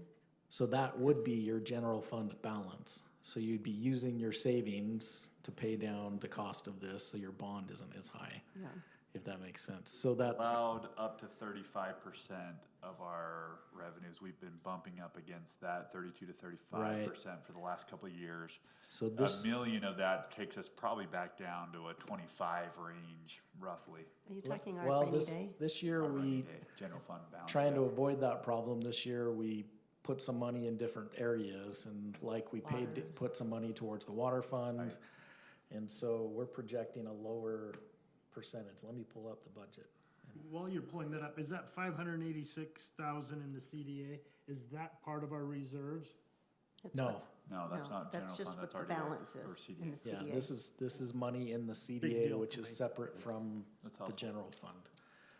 So, I mean, a similar example would be on the public safety building. Our actual project cost, as I recall, was like a 3.6 million for everything there, but we paid down almost $1 million in upfront, and we just put it towards the project, and so our bond was 2.6. And so if you're looking at doing something like that, that's feasible. And so that was one of my questions there in the slides, is how much do you want to put down on this, if anything, if you're making the purchase? Let me find this. Keep going, and I'll find the budget and come back to that. So, No, I think that's an important piece of the puzzle. Right now, we've got a bond amount of 4.9, and then the total, in the end, depending on what amortization we use, you know, a 15-year ends up being a $2 million interest cost to the citizens if we go that full amount. $2 million is a lot of money. However, paying it down $1.5 million at the beginning certainly would change that number.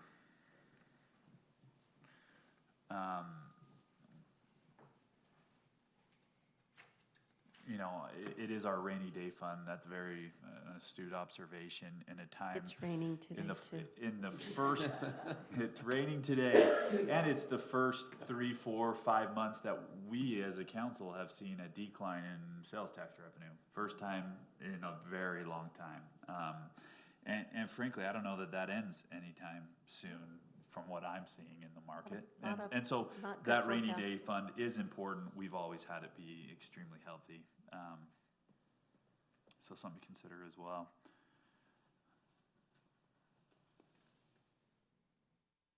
I guess why Adam looks that up, Mayor, I had this thought today. What if we buy it and Costco comes in a month later and says, we're in, which would be awesome, which would be the ideal. They would likely ask, and maybe this is a Mike Carolyn question, they would likely ask for us to give them that land. And that's what I anticipate, and I've said that to this council before. Be prepared to give it away, because that's what they're gonna ask for. And it never crossed my mind until Adam put it in the staff report. How do we pay that off? You know, we would have a $5 million debt. Costco would be saying, or let's say we'd have a $4 million debt. Costco's gonna say, give us that land and we'll come to Lindon. We're waiting for We the would not taxes be to come able in. to pay Sales tax. that debt off. You know what I mean? And so I guess what's the game plan if someone does come to us in the next, say, 3 years and ask for it, and it's the right development, it is the center cal, it is what we've been looking for, and they ask for us to give that to them, we won't have the funds. We won't have it in the rainy day funds. I'm trying to be forward thinking with this, because I anticipate that being the ask eventually for this piece of ground. We use it as an incentive to bring in the right development. What do we do there? Does that make sense, Carolyn? Yeah. And is something more asked? Sure, well, and certainly residential, which maybe an ask, but maybe required, you know what I mean? But I guess I always just thought, it was disconnected in my mind that we would still have a debt there. How do we use it as a carrot still? You know what I mean? Does that, Unintended consequences if we don't look at it right. Well, all of these communities, that's a great question. All these communities had a different scenario once they made the land acquisition. You know, not all of them give the land away. But we have to pursue those questions if that was the scenario. And there's other methods of transferring the debt as well, I believe, you know, that's not based on the land. There's other ways to bond and finance some of these partnerships that might come. Can we So- follow up on that? Is Yeah. that something you've seen before? So we buy this, we've got a bond put in place for it. Somebody comes in that's right, and then now, what are the other options to pay for it? So with this, it would be, I mean, the only two that I can think of is your sales tax and property tax revenues, and then this CDA money. But can you refinance it based on your sales tax? could we switch the debt? Could we sell the asset and switch the debt even to a different asset? Is I the don't know question, answer to because, that, Jake. because I want to be able to use that as a carrot. I think that's really part of this whole I mean, discussion. one of the things that's really fantastic is this council has been unbelievably commendable in being so financially responsible and fiscally conservative. We are in a great position. We have tons of city assets that are paid for. Sure. So very little debt ratio compared to our, And I don't know the answer to that question though. Can we switch the collateral to something else? Or Is or that what even you're asking? refinance. The fire bill. Yeah, the plug safety, I'm not saying that's the one, but I'm saying that's a good example. Could we go, hey, we've still got 3 million left, to bring Costco in, we gotta give them this piece of property? Can we say, I mean, in most cases that I've seen with other entities, they wouldn't have that sort of cash up front where they have 15 or 20 million dollars that they're giving to some big fish like that. It's done in rebates. And done in, so, yeah. so it's a post-performance type of action where if you have if you had a Costco, I mean, that's the biggest fish of them all, right? I mean, if you had that come in, Spanish Fork, they gave the land, they gave rebates on electricity costs where they paid their electric costs, they gave sales tax rebates for decades. I mean, they signed on the dotted line for multiple millions, but it was all post-performance, except for the land. And the land they actually had a huge city park. They went into condemnation on an older trailer park and bought out some trailer park areas, has made that part of the development. And so they had a lot of property and things that they gave, but it was probably largely paid for as the park. And so this one's a little unique where we would have a debt obligation on top of that. And so, And I don't know all the answers to that, but when you look at the assembly that cities have done, small towns were in that presentation as well as big cities. And they have ways of stacking and doing the project in phases, and how they approach those, that's what we would need to explore, but there must be a path to do that, because these are communities like Troutdale, they have an annual revenue far, far less than Lindon. sure, So I don't know what the answers to that to fully tell you, but I did talk with, for example, Costco, you're bringing them up, you know, the broker with Costco who said, for example, the Costco, the most newest one is out there in Saratoga Springs, and it's already doing hundreds of millions of dollars a year in revenue. At first they thought it might cannibalize the American Fork Lehigh Costco, and it did for a couple months, but now they're both just booming. So that community felt like the incentive, and it was post-performance TIFs and things like that, that they are the majority of the carrot. So, To just come back on this, circle back on your question about the fund balance. So we, in our budget adoption in June, we were projecting ending this fiscal year, so the end of June of '24, at 3.7 million, which is about 28% of that general fund. And so that would be What was the lower than percentage? prior years. Yeah, 28. The lowest by state law that we could go is 5%, and that's listed there at about 700,000. We did move $500,000 into the water, didn't we? We Just did. recently. Yeah. So yeah, there's, like I said, I wouldn't lose sleep over if you wanted to prioritize $1 million of that 3.7 or something and put that in towards paying this down. So your debt obligation isn't as big.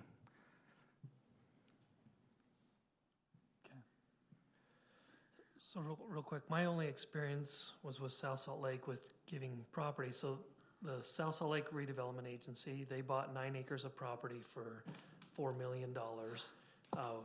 They brought the Winco in with the Boyer Company, and then they sold them the property for $2 million.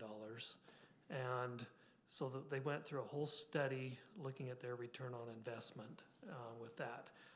And so Winco was going to bring in $250,000 a year in sales tax, and so they figured they could make that back in 8 years and pay off their bond. So then they took that $2 million.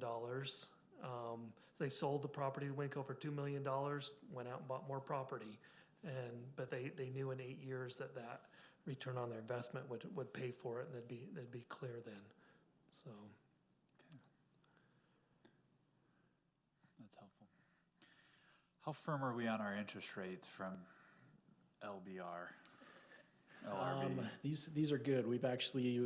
I asked him for an update since our last meeting, and I'm on the wrong one. So the summary table, this was from the first meeting, and then he provided an update, and it increased. That last digit is now a 6. But that's the only change. It went up on the last digit of these all-inclusive costs. The documents that you have in the staff report packet that show these different options are the most recent. So these are in the last 15 days. Perfect.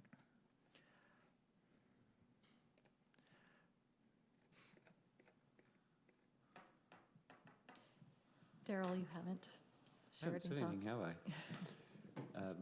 Randy brought up the question of, too bad it can't wait till January, because then there'll be a different group here to make that decision. And I would weigh that a lot today, and I think my conclusion on that is that I'm a sitting council member, and I should make that decision now, rather than have a group do that in January. We all have various backgrounds and interests and passions, and I've always been in support of doing this. It's been my makeup as an individual and as a businessman to be proactive and passionate about what might lie ahead. That gets me up in the morning, to have an opportunity to do something bigger and better than what could possibly be without it. Jake brought up the concern about how do we pay for this. I think those will be resolved when that time comes, whether it be 3 years or 10 years from now. If there's debt, we'll find a way around it. And negotiations with, a big box or whoever it might come in. That's a perfect corridor for success. I go to Costco all the time, so if it was a Costco, I would want to go there just because of convenience, but it's a convenient location for tens of thousands of people on that corridor.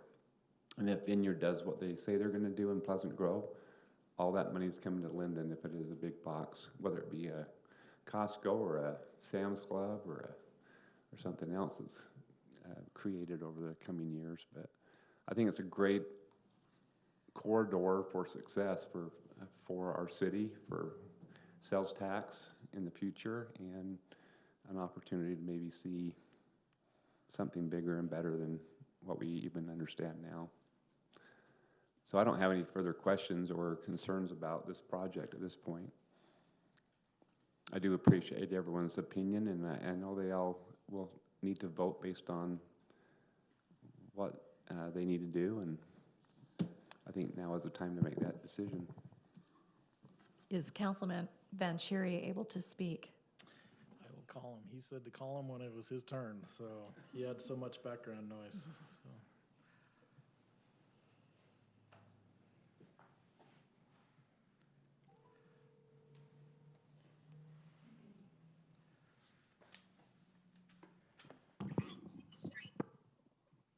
Hello, Mike? Oh, I just lost him. Hang on.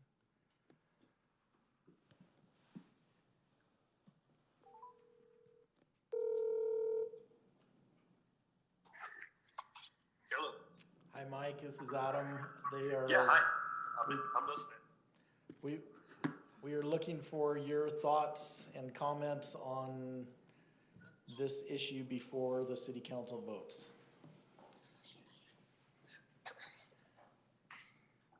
Well, I think we're just betting on the come that we're gonna buy that property and then in a relatively short period of time flip it.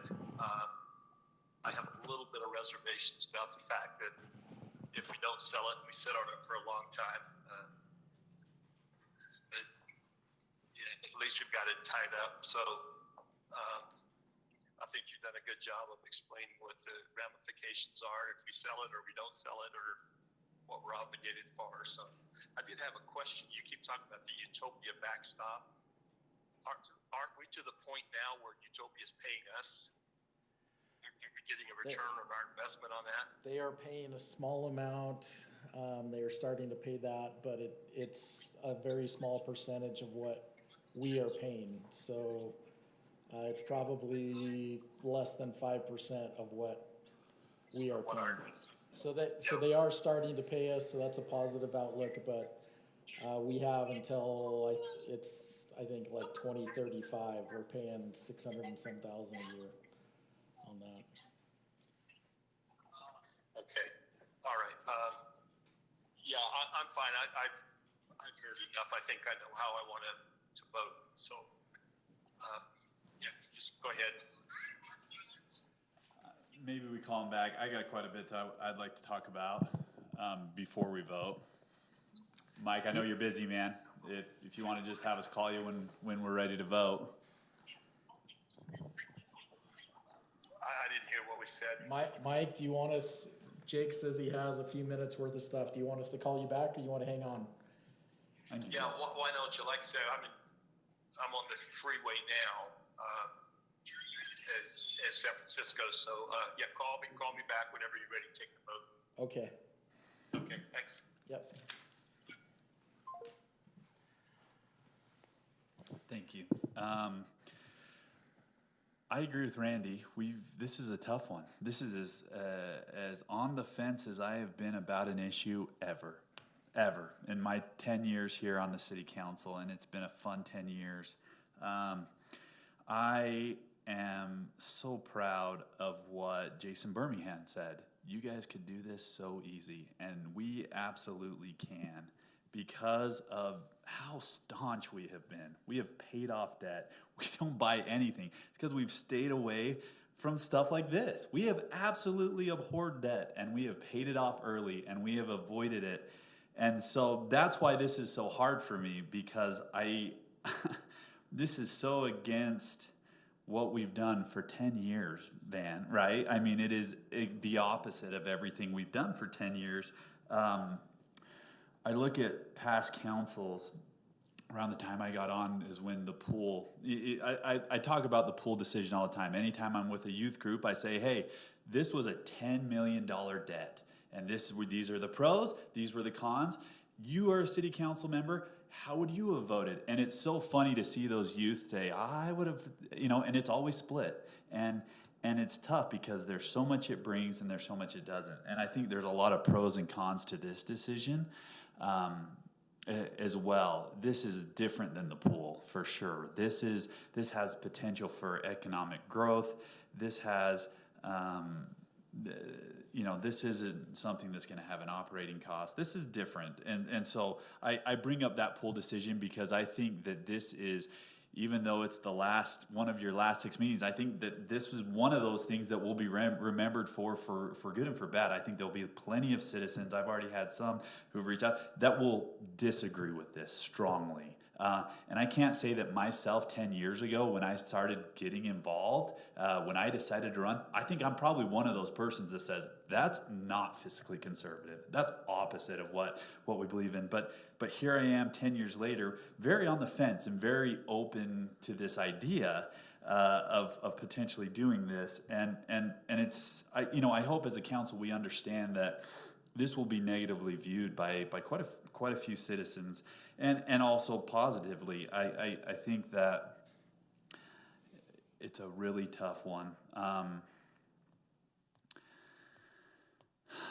lot of pros and a lot of cons. I could go through both lists, and I had the pleasure of attending ICSC with Mayor Lundberg. She's so great there. You do a great job. Developers love.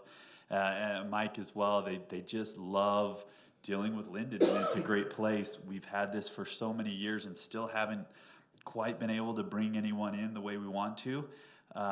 It has its issues, 700 North, but I also think that without this depth, it will not be, it's a closed issue in my mind. It's not going to be something special. I hear Daryl speak about it, and Daryl's got business vision that I wish I had, and I would love to have it be what we want it to be, the potential, and I want to believe in that.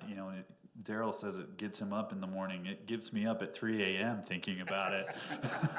I really have lost sleep over this decision.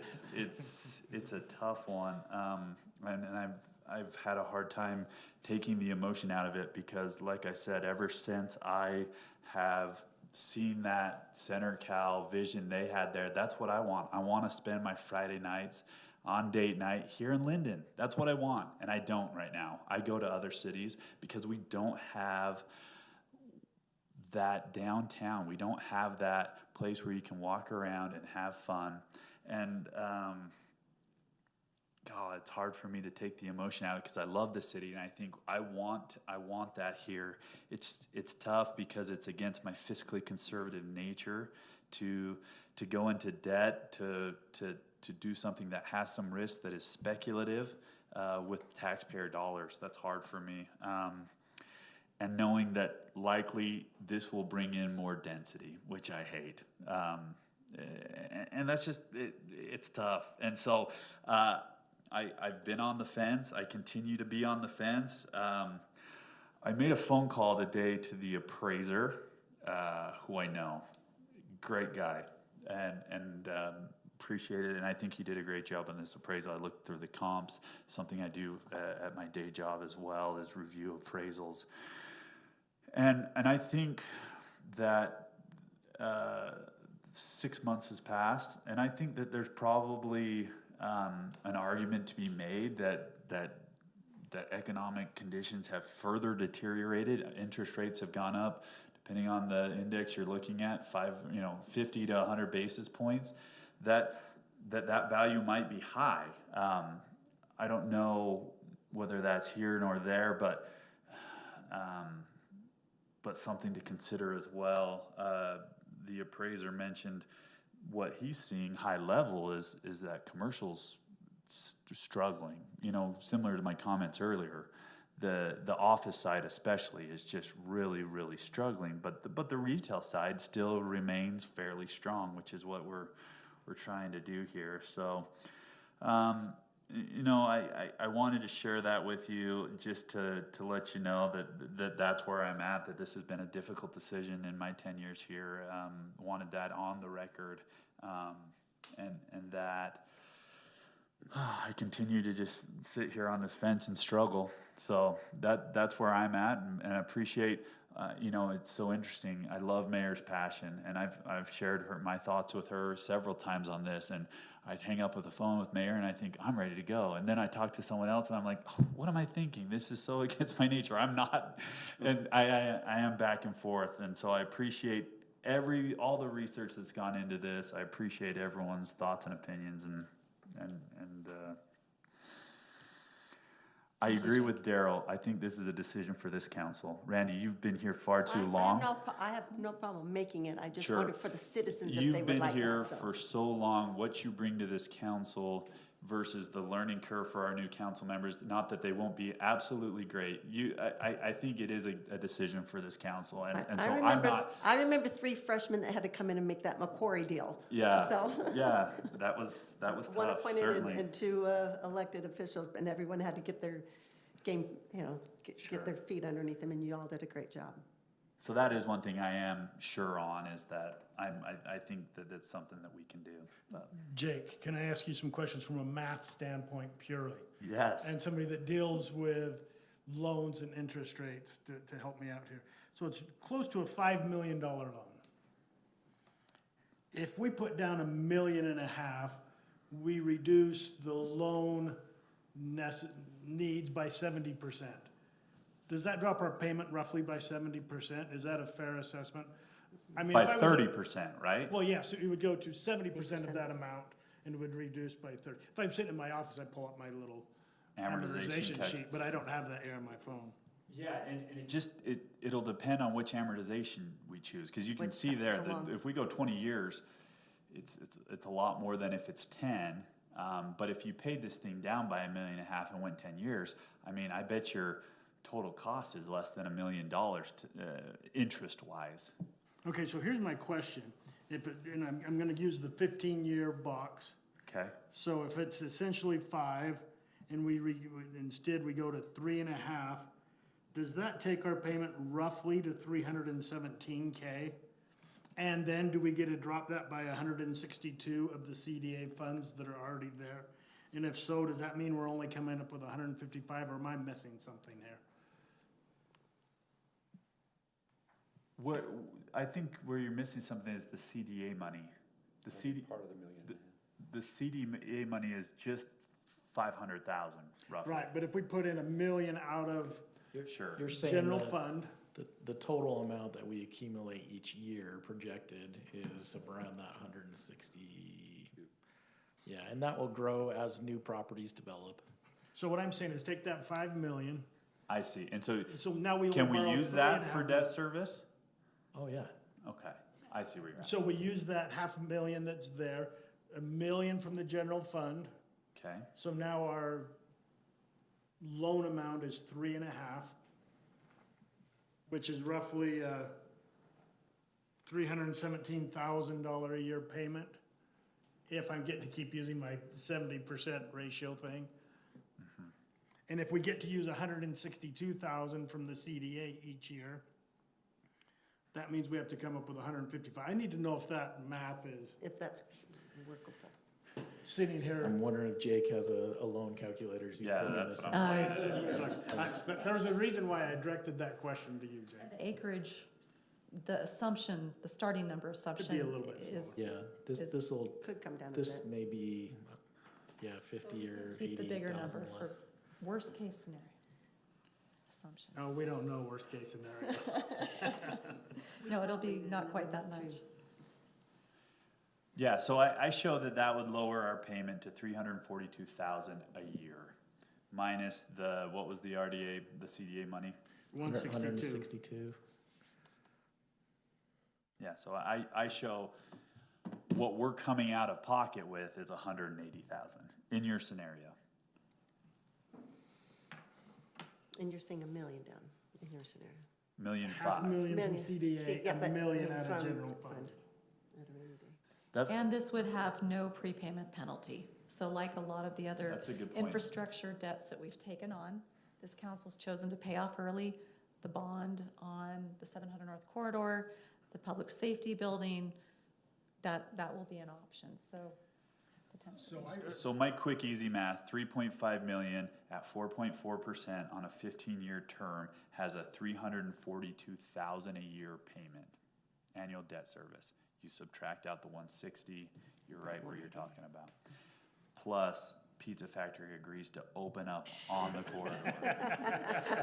We get, Sales tax revenues. No, that's, and I love that about Van's done this before with his own business. That's great math. That's 100% the way to look at it. so we worked really hard when we came in, paying down debt that was hard and difficult, and I'm gonna throw in more to make it difficult. We don't know where we're at in the economy. The sales tax, that's a good trajectory we've been on.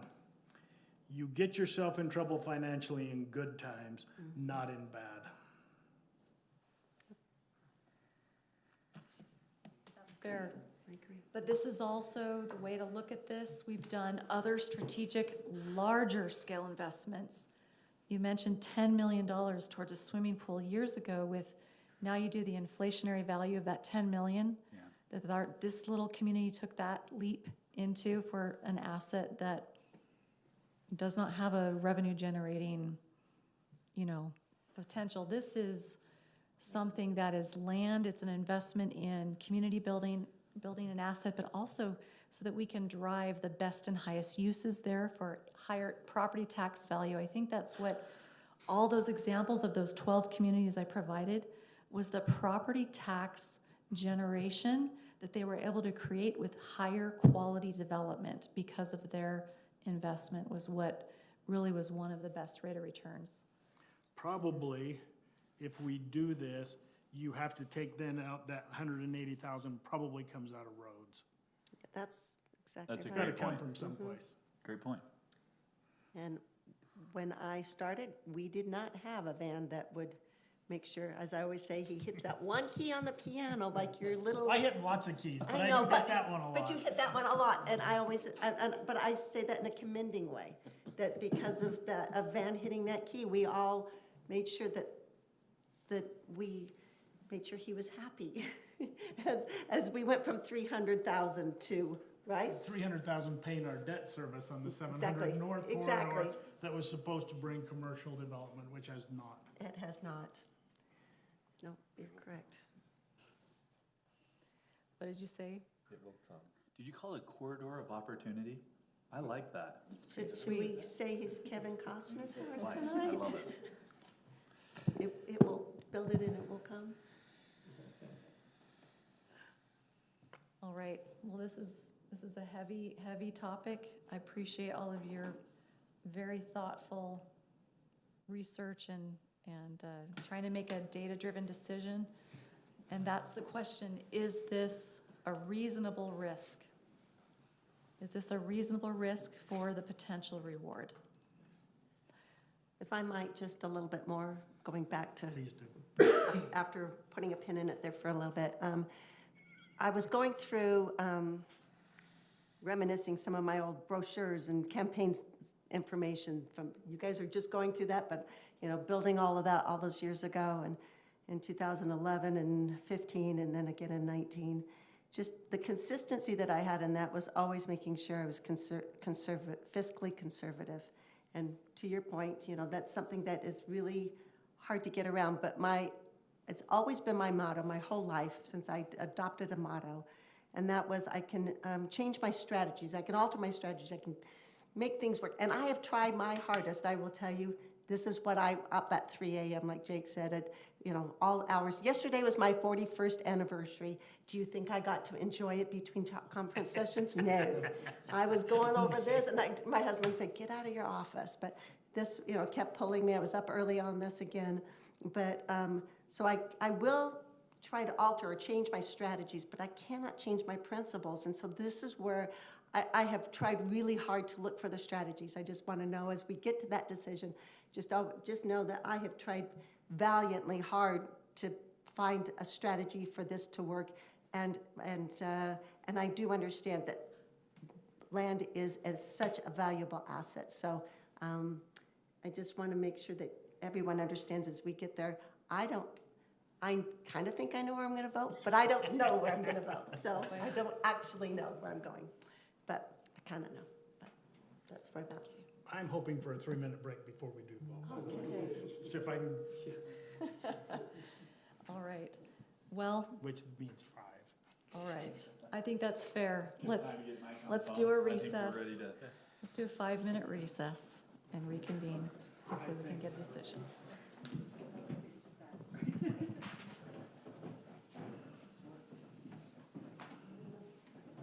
I've known that for a month or two. So that's something I'm aware of. Tough one. Corridor of opportunity. We should come up with this, like, slogans. How you doing, Brittany? Good, how are you? Fun meeting to be in. Yeah, it's actually been fun to listen to. That's a good one. Not at the legislature.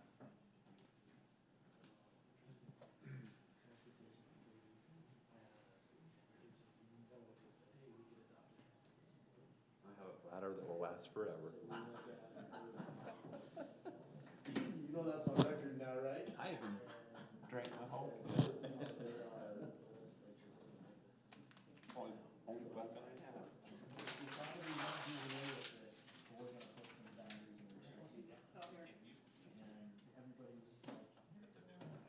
Yeah, there's a little one right there, yeah. Yeah. So, 100% for each day. So you're running for council. After that, and I like tonight, I was like, why? It's a tough job. Way, but we're gonna put some boundaries. I also wish I could know what thoughts are going in your head. And PG, Scott was there, their city manager, and he was just kind of, would like, okay, tell us how to do it. Yeah, if you Yeah, if we adopt a study, and have some stringent, rules, we're okay with that. So I got mine in, do whatever you want. I'm ready. Yeah, so, and then, And I took it all the way to the Supreme Court for me. I got mine, so we're good. And then holding the rate on property tax came up with them too. And it was like, they're gonna make everything a funding opportunity from cities because. And then continue to pile on the unfunded. Yeah, and everybody was just like, legislator, Mike McKell, and he's been on the legislature. He's a great partner, let's he's in Help each other out. One time we said, well, give us more density. I think, No go. So, here we are. This is where we are. So, great.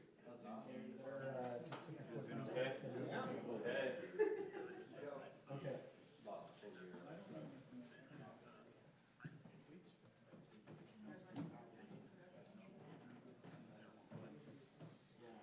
Model home.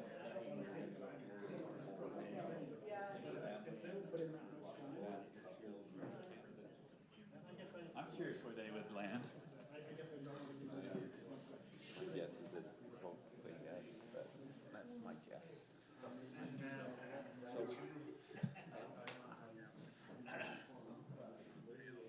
Right.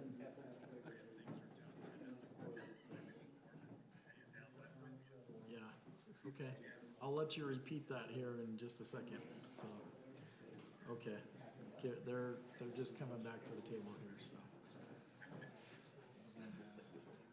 So everything okay for you, San Francisco, on a quick trip? You've got 8 people watching on YouTube. That's the most we've ever had. Uh-huh.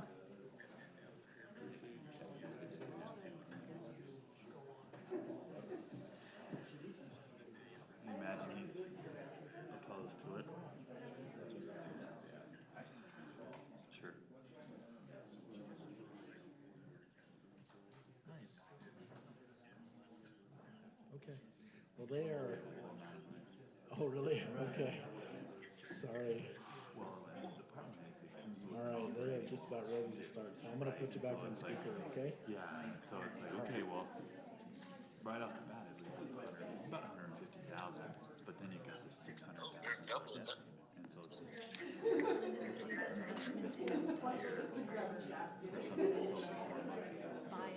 The initial one, But I tell you what, it's only that more than that's how much, if they could make a payment, then we owed a certain percentage.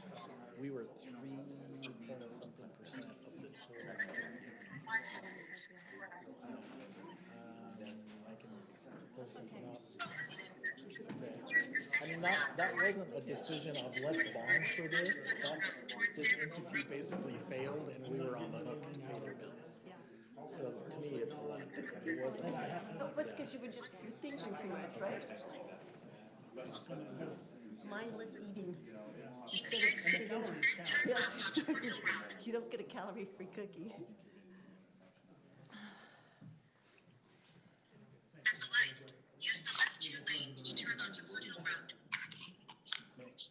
Just before you start, Mike had a comment that All he right, thank wanted to you. make, so. Go ahead, Mike. Mike, you want to go ahead with your comment that you relayed to me? Yes, can you hear me clearly? Yep. Okay, I have a very serious concern about taking $1 million out of the general fund. I recognize that would reduce the amount of the debt service, but I think we have a lot of infrastructure needs that, I wouldn't feel comfortable just taking $1 million out of general fund. I say we bond, my opinion is bond for the whole thing. If the property works out like we hope it will, and we start generating income, then we can start paying it down early. Or if push comes to shove and it doesn't work out very well, then at that point we can, we'll see how things go. But we could take the $1 million out later on and reduce the amount of the bond. But I just, like I say, I'm just not comfortable right now taking $1 million out of general fund. I think we would have better uses for that potentially. So just my thought. Thank you for that thought, Mike. Great point. That would be something further down the road to determine. Tonight, we are simply deciding, does Lindon want an identifiable downtown community center, economic center, a downtown village? And to make that happen, do we want to do it via this vehicle of doing some public investment? Mayor, I'm having a hard time hearing you. You're kind of breaking up. All right. I was just mentioning that the decision, if the council chooses to make this action to say that we have intent to purchase the property, it would be at a later time that it would be determined how that purchase would be obtained. We definitely could explore that and your concerns, so we don't have to decide that tonight.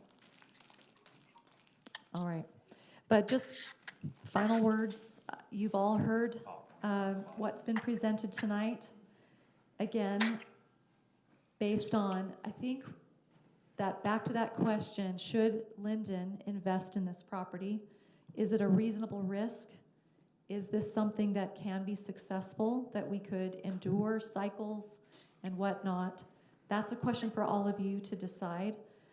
I believe that we can see multitudes of patterns of success in this endeavor when there are public needs and desires. Cities do this all the time. It is successful, it's beneficial for future generations. I am always looking at what I'm doing here, not just now while I'm in this seat.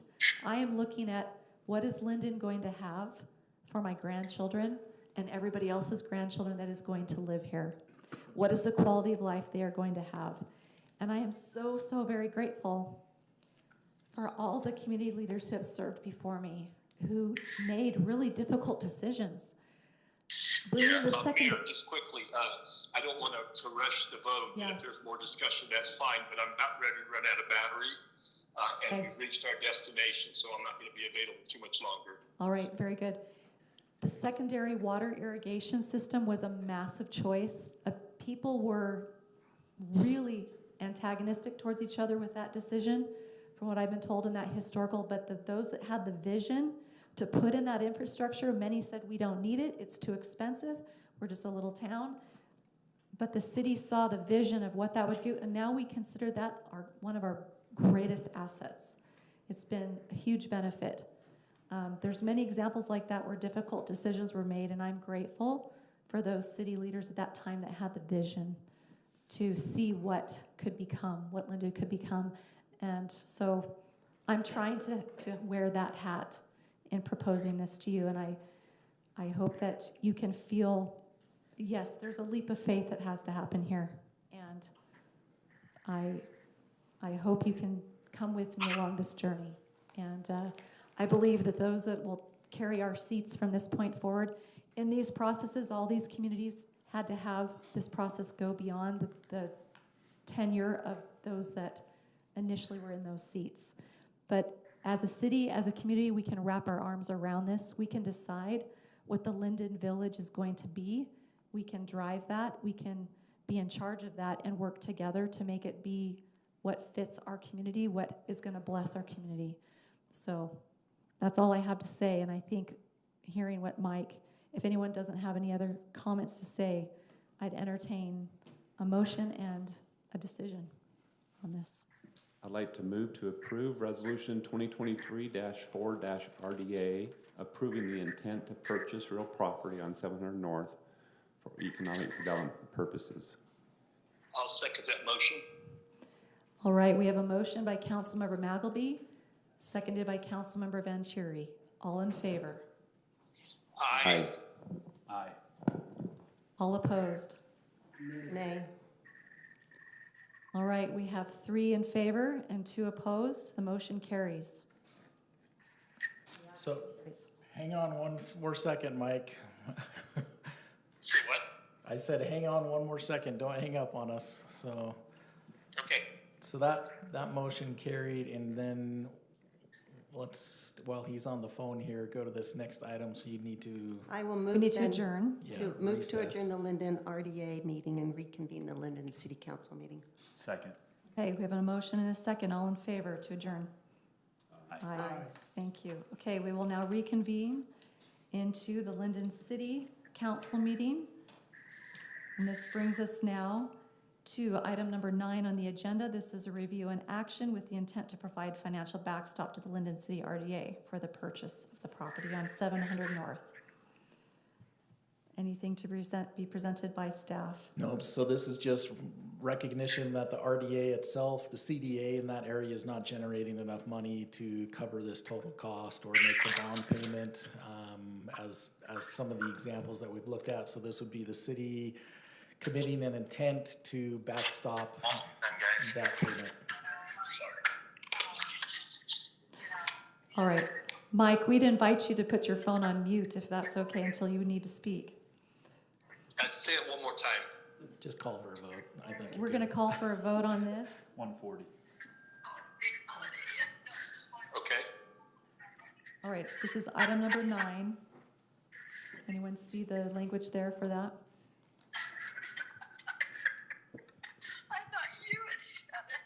I'll make a motion to approve Resolution 2023-17-R, approving the intent to provide financial backstop to the Lindon City RDA for purchase of property on 700 North, as presented.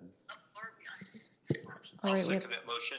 okay, we have a motion by Councilmember Magleby, seconded by Councilmember Vanchery. All in favor? Aye. Aye. All opposed? All right, Aye, yay. thank you. All right, So Mike, that, just for clarity, that passed on both resolutions 3-2, okay? Okay, all right. All right, is that all you need me for? I think we're good. Okay, well, love you guys. I miss you, but thanks for all the good discussion. Okay, we'll talk to you later. Bye. Okay, bye. leads us now to item number 10. This is a review and action to bid awards for Canal Drive and Center Street Road and Utilities projects. Come on, give us something hard here.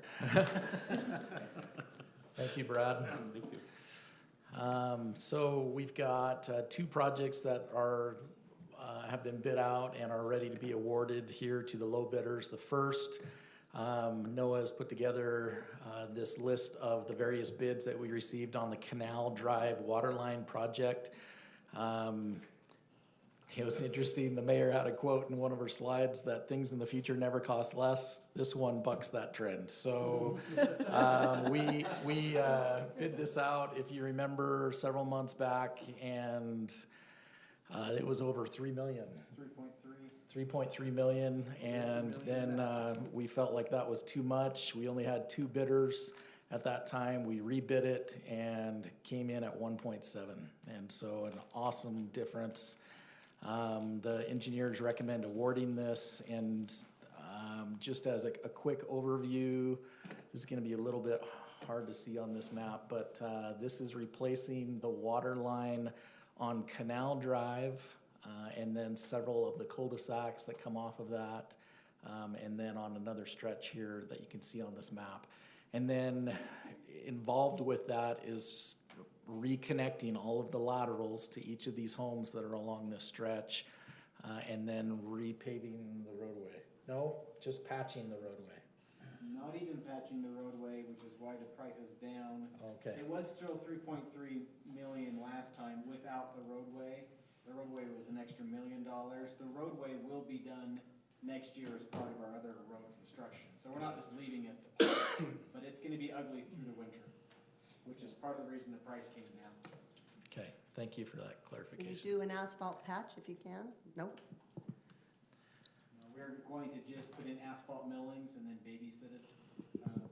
We will see what this winter looks like compared to last year. If it's like last year, it won't be so great, but we're crossing our fingers that with El Nino, instead of La Nina, that we're not supposed to get as much weather. But that is one of the reasons it's winter work.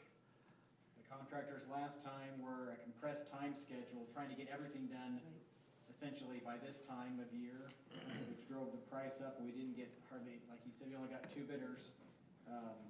We got quite a bit of interest, I should say. A lot of contractors interested in it and the Center Street project, but we did reduce the constraints in an effort to bring the price down. That was on purpose, and so it will take additional city staff to kind of babysit the trench, and we anticipate that it will not be the world's best road through the winter, but that next year it'll be worth it. Okay, thanks, Noah. So this was the first recommended bid award to Spade Excavating for $1,738,000-ish for this project. The second one that's part of this same motion is a recommended approval of the bid for the Center Street Waterline project to Newman Construction at $1.985 million. And just to give you the quick overview here. So this is replacing the water line on a portion of Main and Center Street. Anything additional you want to add to that? This one will be patched with all the traffic that's on Center Street. So, sorry. Thanks. Yeah, so the difference on this one, which is part of the reason the price is higher than Canal Drive. Canal Drive is a much more complicated project. I mean, it's longer, all the turns and everything. What makes this one higher price is that it will be patched, and there is significant traffic control issues because of all the schools along there. So that is why the price is higher than the other one, even though, as you can see, it's straight shots along there. Tell us, why are we doing this? Some of these areas aren't very old. Right, so on Canal Drive, on that one, as you know, the road, as far as the citizens are concerned, that's a road project. However, there is a water line under there that is 20 to 30 years old, but was bedded with native fill, meaning they just used the dirt that was done there back in the time, and it's corrosive soil, and so that pipeline is falling apart. We continue to have leaks on it, and we did not feel good about building a new road just to make it look nice and smooth, and then knowing that within short order we'd be back there digging it up and fixing leaks. It just didn't seem like the right thing to do. So that morphed into a large water line project, and then the road will be coming behind that. And then on Center Street, two things. There is the last section of old steel. It's an actual steel water line that runs from Main Street to about 400 East. That has been on the books to be replaced for a long time. And then this project will not only replace that, which needs to be replaced, but also this is an upsize of that water line as we went through our water master plan. This is kind of a bottleneck in our system, especially as we look forward to an additional well somewhere in this area. So this is a large transmission and distribution line, mostly transmission line up to the tanks. So it's kind of a twofold project on the Center Street project. Thank you. Appreciate you being here to help explain the technicalities of that, Noah. I will just throw in as a contractor that bids publicly for things, and you look at the spreads and all of that, these are good spreads. There's nothing that should cause you great concern. Thank you, Van. Yeah, I will say the last time it caused us great concern when it was a $3+ million project and they were within $20,000 of each other, that caused some red flags for us, which is yet another reason other than the total itself. There just wasn't that kind of spread that we saw, and there were just not enough bidders. So anyway, we feel much better about these. This was an image that Juan texted me that was a more recent break that said this would be involved on the replacement along Canal Drive. So just as an FYI, that corrosiveness that happens to the pipe. Yeah, that So- acidic soils is nasty. So when, I've watched them repair them up on 835 East, where they've repaired it, ease the pressure back on, and then the line right next to it just, water starts shooting up, and then they shut it back off, and you start patching more. I will say on 835, which is that portion that Adam pointed out that is kind of not along Canal Drive, that is the reason that is in there, is we've had some leaks on there, that cul-de-sac. That cul-de-sac, the goal is to get it replaced and paved. That will be patched, that portion of it. Just the cul-de-sac itself this fall. That's the goal. Now, if the weather stays like it was today, all bets are off, but we don't anticipate that being the problem. The rest of it will not be paved until next spring, nor will that section of 400 North, which is just west of that cul-de-sac right there. That will also be paved in conjunction with our 400 North project and next year's street maintenance projects. All right, very good. I'll make a motion. Thank you. I move to approve the bid awards for Canal Drive and Center Street Road and utility projects as presented. I'll second. All right, we have a motion by Councilmember Powell, seconded by Councilmember Magalby. All in favor? Aye. Any opposed? All right. Go and make it so, as Captain Picard says. All right, let's see here. Now we're on to item number 11. This is a continued discussion item regarding the mini roundabouts. So we will invite Trent to come forward and present some additional information.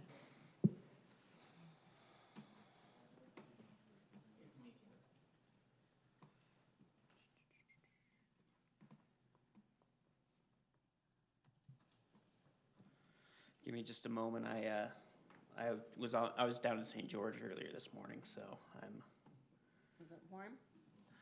not as warm as it ought to be. Yeah, it's gotta be. I do want to say, I hooked up my 20-foot trailer and I tested it on a smaller roundabout, and it did okay. Oh, did I it? know Van was worried about, people with boats and things like that. Did you do it, or did Dean do it? I did it. I drove the trailer. Can you back it through it? I probably could. I'm So, a farm girl. I can back up a trailer in a dicey place. so there were a couple things that we've looked at since our last meeting, because of some of the questions that came up in the last meeting.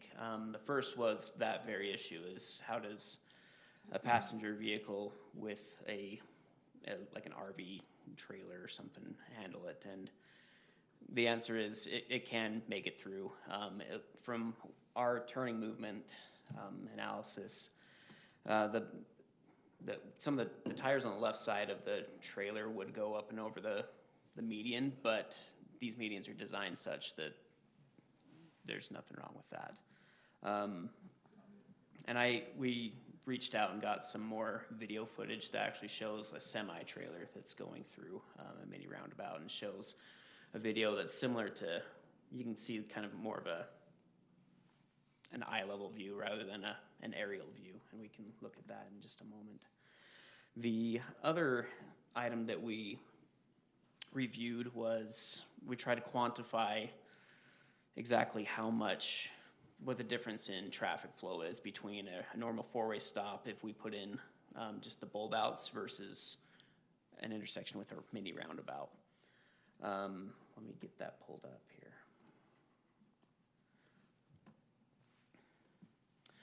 So, let me see if I can blow that up somehow.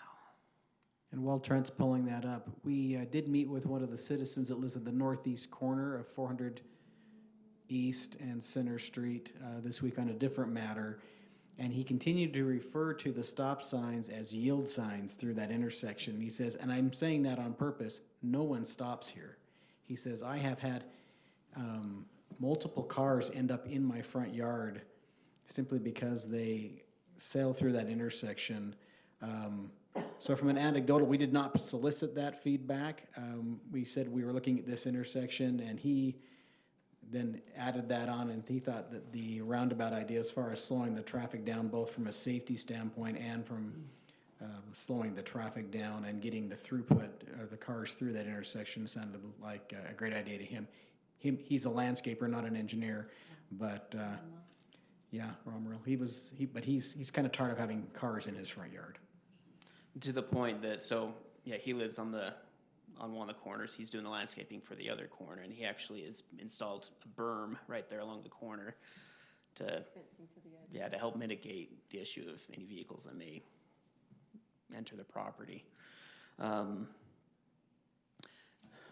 These tables here, we sent some traffic data that we received through the traffic study that was done by the Temple to an engineering consultant that has more software and more experience than what we have, and asked them to compare the two scenarios.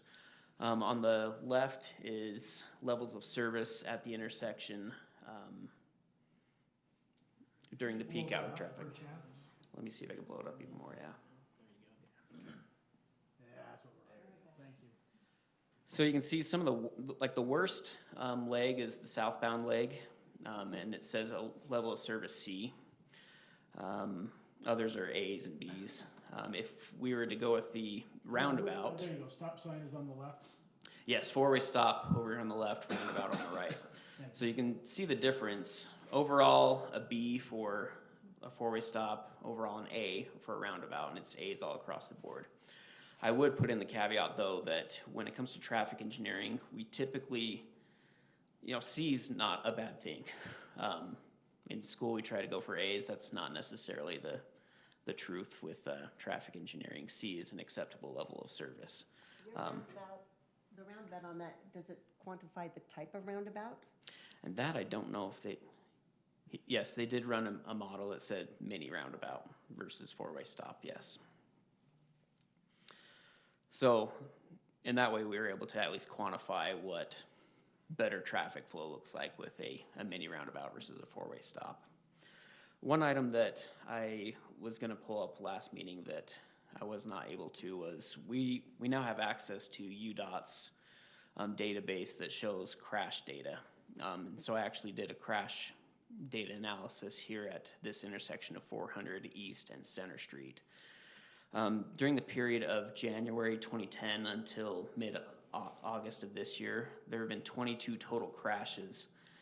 Of those crashes, this software indicated that 19 of them were intersection related, meaning that because of the intersection and some of the characteristics, that's what may have led to the crash. They also provide, this last measure here provides, here's out of those 22 crashes, it says 14 of them could have been prevented if there was either a roundabout or a signal installed.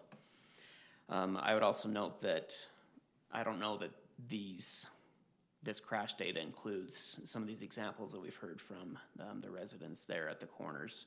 I don't know how many of those errant vehicles into the property were reported to police. If they weren't reported to police, then they would not show up on this report. So that's just another item to note. Just as a anecdotal, some of those could, because they happened at my house, some of them were just slide-offs because of ice that end up in people's yards. So Right. it was trying to stop and slick roads.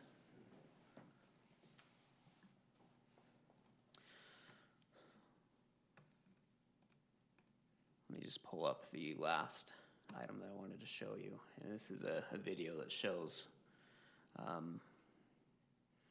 I actually learned through this consulting firm that provided the concept design that currently in Utah, there are no existing mini roundabouts.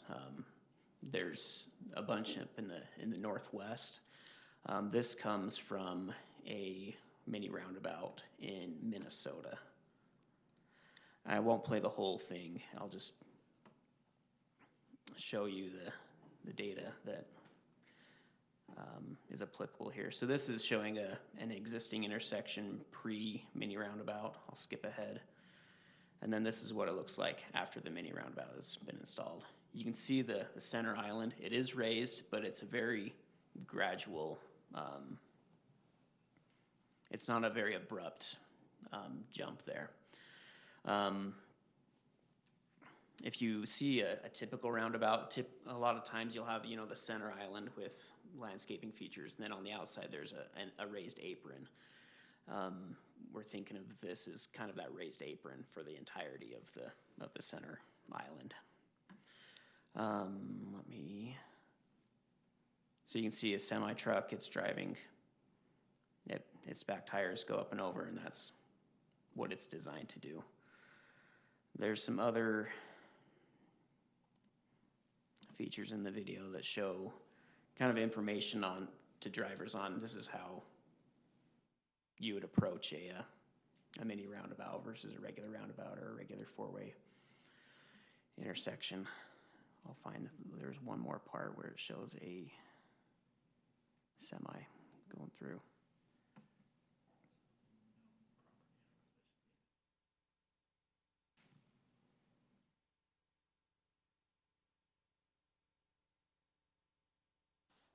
Videos don't get any more exciting than this.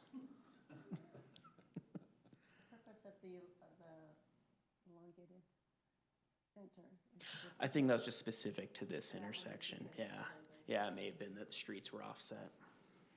Yeah, Trent, actually, if you showed that original picture in the email, it shows that this is actually two mini roundabouts that are in close proximity to each other. Oh, yeah. And this was an offset intersection that they kind of did I guess you could call it an oval about there, which you don't see typically, but it works quite well in this. So the one, that oval is the one on the right, obviously, and then the circular roundabout is on the left. Yeah, you can see This is that in the Minnesota. roads going east to west. Well, I'm assuming that's east to west, are kind of shifted off. So that's hence the reason for that odd shape. And we can send these links out. Then that, in addition to this kind of explanatory video, this is the police chief trying to educate people on how to drive through one. There are a number of there's like 4 different videos as well showing semi-trucks making movements, actual like drone footage and it follows the same thing as the simulation where the back tires cut across that center island. And we would point out, while we don't get too many semi-trucks up through Center Street, there are moving trucks on occasion.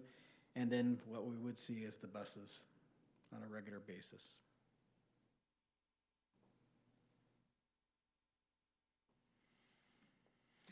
I think as I mentioned in the last meeting, our design engineer that's working on the design for Center Street is getting to the point where we're getting close to getting plans ready to put this out to bid and start working on this and have it all constructed by hopefully next fall in anticipation for the Temple open house. So we are looking for a decision on this, on which direction the council would like to move. All right, council, any questions for staff?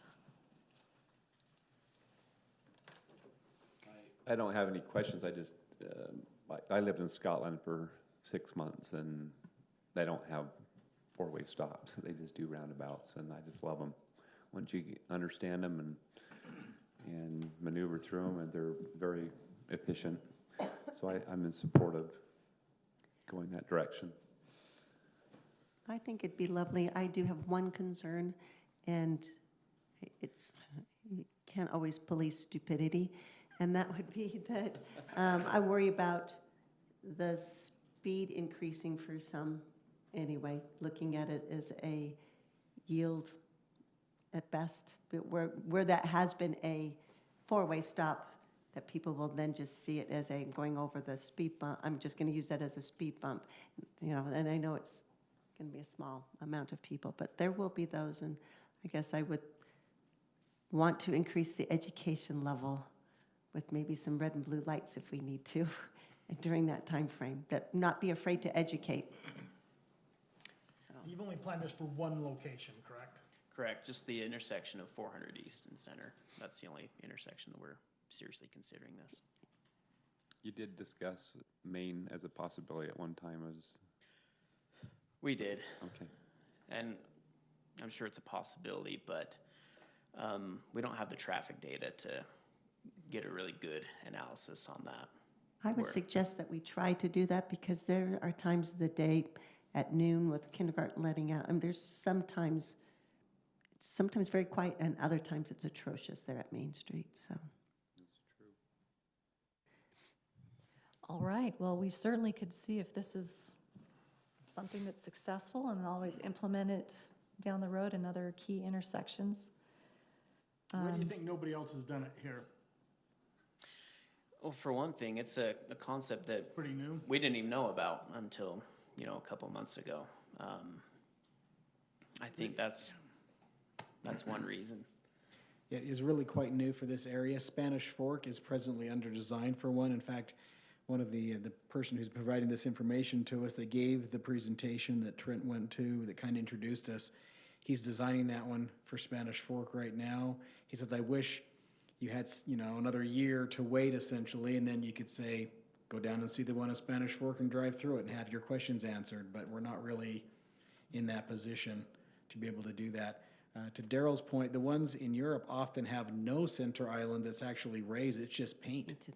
And once you get used to it and you understand how they do function quite well.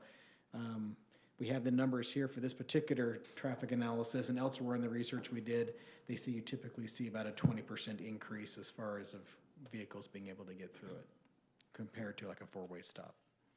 I do like the concept of the roundabouts a ton. Most of the ones done here just cause trouble for those bigger vehicle things, and the fact that you can run over those makes it much more doable in my mind. I understand that because of the design, we can't or we shouldn't be putting anything in the middle, no matter how small the circumference of it is. But perhaps, is it something we could look at to make it so the design, the flat design, has something that's pretty? If there was to be a drone over top, or not to say that that's the importance of it, but to do something that represents that this is a very special portion of Lindon. It's going to be now an iconic portion of Lindon, the temple, but it's also in a historic area. So if there's something that we could, I don't know, that commemorates that this is a special more of an place. aesthetic.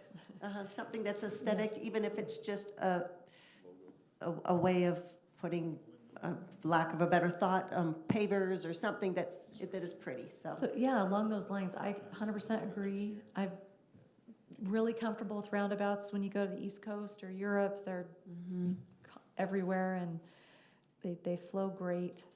But that was my one question, was with this mini roundabout, even if you had in the center, just ground level, not a raised apron or wall for landscaping, is there anything that could go in the center just to beautify it, keep the apron low across the whole thing? I think as far as anything that's really raised, I would imagine probably not, but as on far the as like same something that level. can be seen from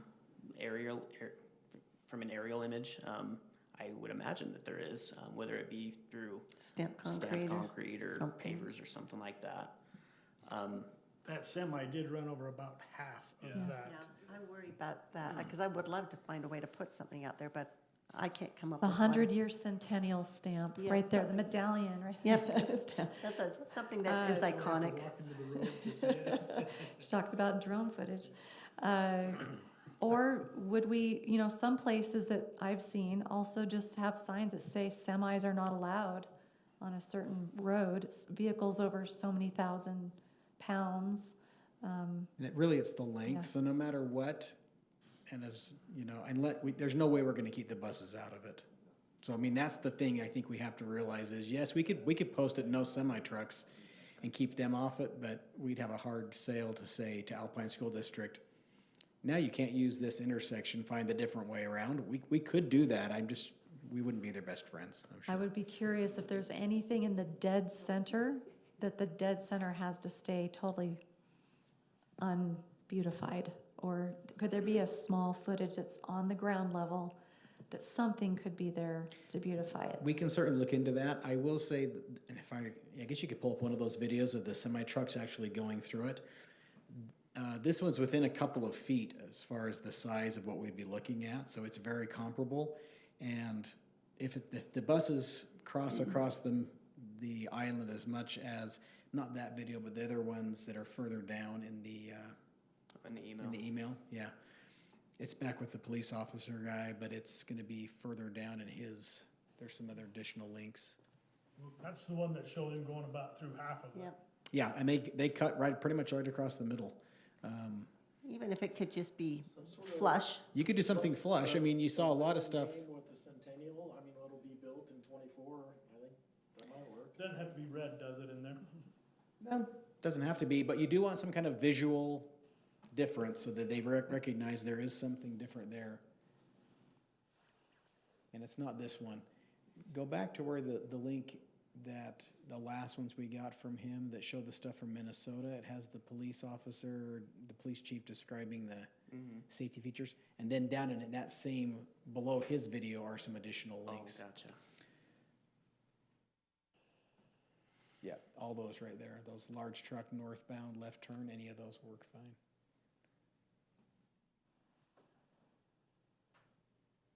I don't think that's it. And we got a commercial. The ad. There we go. So this actually shows, this is that oval about, but either one of them works. And then it shows him making it. And you'll see he cuts through a good portion of the center island. But even in the center of that, where the It could be other flush. where that small oval is, if it could be something of a trademark kind of thing from the. And if any of you been on Google Earth in the last while, you can see doTERRA's name is prominently displayed on the top of their building that they no longer own. Oh, okay. So I think that was kind of humorous. They never actually moved into the building, but it says doTERRA Lindon plastered one. across the Lindon one. So, yeah. So even if it were a linden leaf, a linden flower, something, I don't know. I think we. As could- long as it's flush and you're okay Yeah. with it getting run over, then the No, answer that's what would I'm be saying, yes. but just something that you could see it from a Google Earth or a drone or walking over it, whatever. I think that it kind of helps identify Lindon for being Lindon. Yeah. What's the width of these roads versus the widths we have on ours? Good question. Through the roundabout itself or on the The approaches coming The into it? actual, Yeah, Probably so good. in that example we just looked at, how wide are those? Those look probably wider than what we have.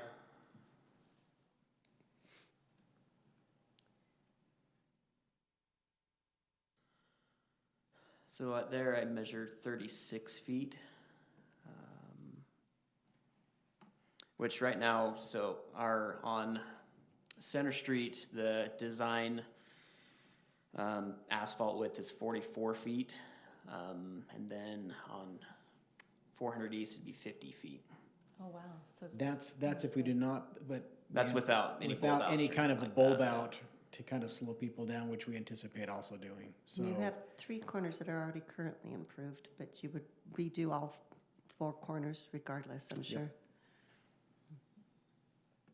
I measure 42-ish on that other leg. So yeah, bigger than what our intersection will be with, considering that we'll have it necked down a little bit. If we neck down, we'll go down to about 34 feet, which is the same width as a typical residential full asphalt width right now. And we won't be doing any of those small medians, or will you, the help guide? There will be some medians coming into it, yeah, to help. That's part of, for the safety, Narrowing. both it directs them, it narrows them, but also leaves a pedestrian refuge. That's right. Okay, just clarifying that we are putting those in then. Thank you. I should clarify, we're putting them in if we do the mini roundabout. If we don't, if we just stick with the bulbouts, there wouldn't Right. be. Correct. So this isn't a motion, but just need direction. Is this How would we- proceed or not? Yes, and I want it pretty. Okay. Make it pretty, says the girl. Best, that's not exactly engineers' Asking the forte, engineers but- to do that. I know what Noah thinks of sidewalks. Sidewalks are good looking, right, or curb gutters. That's right. All right, Daryl, Jake, haven't heard Jake. from you. Yeah, I'm fine with it. Dan, you okay? all right. So we'll direct for this intersection, give it a go. Great. Maybe want to see your final version before it goes out to bid, so we can just throw arrows and darts at it. And Thank you so additionally, have you talked to the Roy Lances on the southeast corner? The one co- that's not improved? I have talked to them. Coincidentally, I know John and Denise from a former life and my former residence. They're so we're- fabulous people. Yeah, so They brought me great. cinnamon rolls yesterday, so I So think they're they- extra fabulous. As you've noticed, they've enclosed their garage Yes. and made that some habitable space, and they have that pad there. So I would anticipate, in order to make things work, if we were to do the mini roundabout, that we are gonna probably need to help them get some parking on 400, coming off of 400 versus off center, because of where the islands would be. Okay.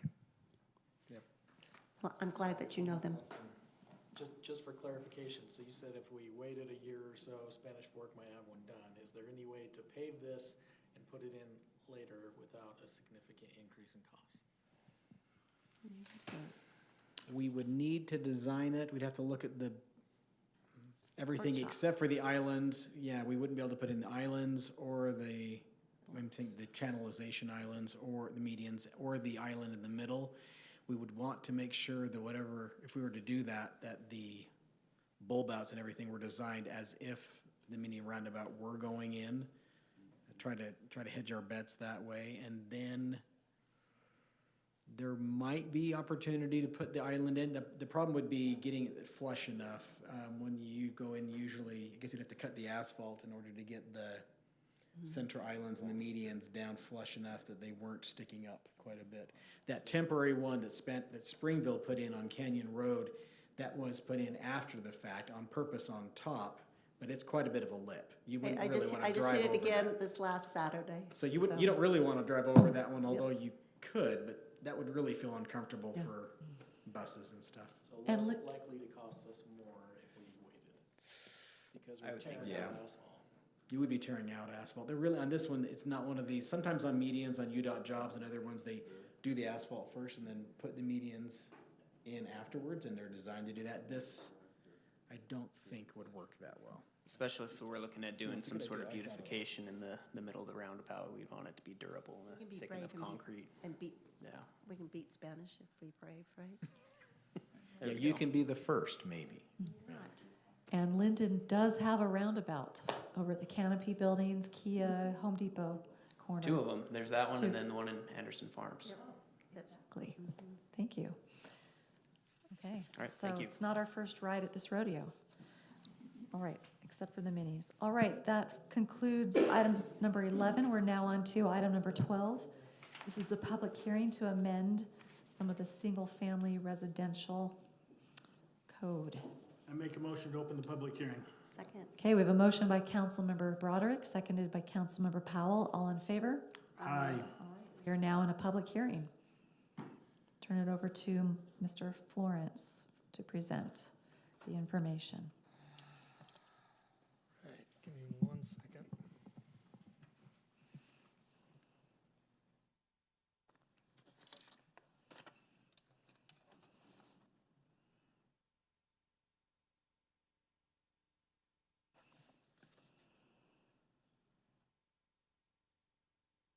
no, I put a presentation together. That's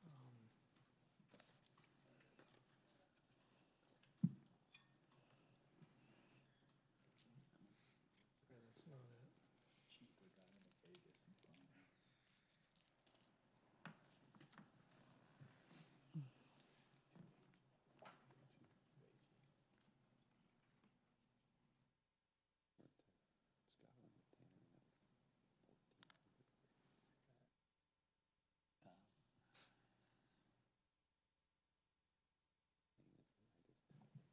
Okay, so the purpose of the ordinance amendment this evening is to do some cleanup language in our single-family zoning ordinance, which is 17.44. So we've got our R120 and R112 zones, those live in 17.44. We also have Anderson Farms, which has a single-family portion, our planned residential development, and our R3 overlay, which is Fieldstone. So what we wanted to do is incorporate those single-family requirements from those three zones into this 17.44. So all of our single-family zoning regulations live in 1744. Now, some of these are done by reference. So for example, you can see here the parking, lot area, lot width, lot depth, height, lot frontage, number of dwelling units, setbacks. Those all give you a reference to where you can find those requirements. And so some of them are referred to in the actual code. Some of them refer you to the development agreement. But when someone's looking at our single family zoning, they'll know where to go to find these requirements. The major thing we wanted to discuss and the major changes for some of these codes, like the Anderson Farms or the planned residential development or R3 overlay, they say whatever's not in these requirements refer back to 17.44. So one of the issues we've ran into is, so here's the one on the right is Anderson Farms. This is the cottage district down there.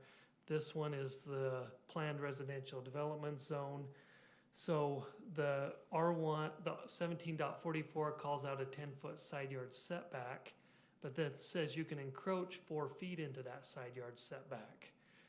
One of the issues we've ran into is we've got a 6-foot setback, for example, down at Anderson Farms. Then it says then it refers us back to the 1744. So what we're ending up is we're getting these walkout, or these basement entrances into the units, and that are 4 feet wide. So you've only got 2 feet left on your setback, 2 feet left of open area. What that can cause issues for public safety if they don't know there's a side entrance or a garage entrance, basement entrance, stairs. They don't have much room to get by. We've had issues with neighbors when there's only 12 feet between homes and someone's putting a 4-foot basement entrance. They feel really encroached upon. And so what this ordinance does is it says that you have to have a minimum 4-foot setback remaining if you have less than a 10-foot side yard. So, residents probably will have to go to the back of the home to put their stairs into the basement. So that would leave a 4-foot, side yard that you can walk on. So that, and that's the same as a typical sidewalk as well as where we came up with that. Any questions on that projection requirement? Okay. That we were not as conservative as other cities. Is that correct? Yes. Other cities are more restrictive. Yes. In a lot of areas. Yeah, I did provide that table. It's kind of all over the place, but especially with these smaller side yards, we're not as restrictive. Yep. The other major issue is, So what our ordinance says in that 17.44 is that we have a maximum lot coverage by buildings. You have to, the maximum lot coverage is 40%. So as a few of these Anderson Farm developments cover between 42 and 43%. So what we're saying in the Anderson Farms planned residential development zone and the planned residential development zone, that the maximum building coverage is 45%. So that takes into account a couple of these homes down there that are small lots. So for example, 5,500 square feet, the home is 2,300 square feet, you're covering 42% of that. So that leaves, we're saying for those two smaller neighborhoods, you can cover up to 45%. So that'll correct any issues down there with, for what's been built so far. Okay, just a quick question on that. Yeah. So if they're pushing the existing thing and we increase it, do they then push that one on coverage? So if they're doing 42% on 40 and we bump it to 45, do we anticipate that we'd see a 47% coverage? Is this just doing for existing ones that are there? These are just for the existing ones that are there there's only, I think Mary has counted 1, 2, 3, 4 lots down there of the 300 and however many have been built. And so this still keeps the same setback requirements. It doesn't, so we'll do a better job of catching that as well, so. And Ivory didn't do anything wrong. I mean, this was approved as part of the development agreement, and it just basically, anything we didn't say or stipulate in that agreement, it just says refer back to the residential zoning code. Well, then we had these inconsistencies that didn't work. And so this is trying to clean that up, so. No, I'm liking where this is going. I was just curious if it was gonna open the gate for more later, Yeah, no, it should not, no. bigger lots or bigger.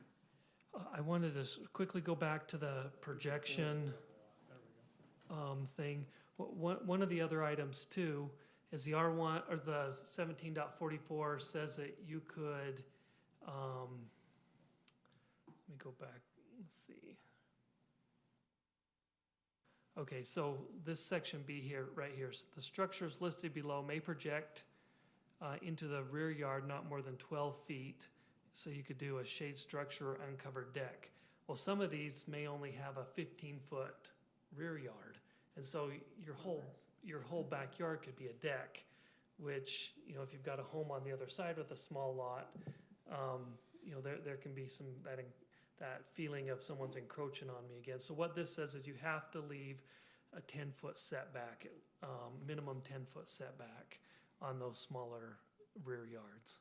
Now, and this only, a lot of these things we've just talked about now and just prior to this, your last slide, only refers to the smaller lots, not, it's restricting the smaller lots and to not give them the requirements that are in the R1s, right? That's correct. Okay. We have not touched anything with the R120 and R112. You still have the 40%, no. Yeah. What is it, still 40%? That still stays at 40% for R112 and We've got R120. some landowners on half-acre lots that are, I think they go to, 40 exactly. Some of them are so large. Thank you. Yep. Then the last change, just on our standard land use table, we have R112, R120, R13. We want to add Anderson Farms planned development here. We didn't feel that we needed to add the planned residential development on this section because we're not allowing that already has a good reference in the code. So those are kind of the cleanup and measures and changes. If you have any other questions, I'd be glad to answer those. Thank you, Mike.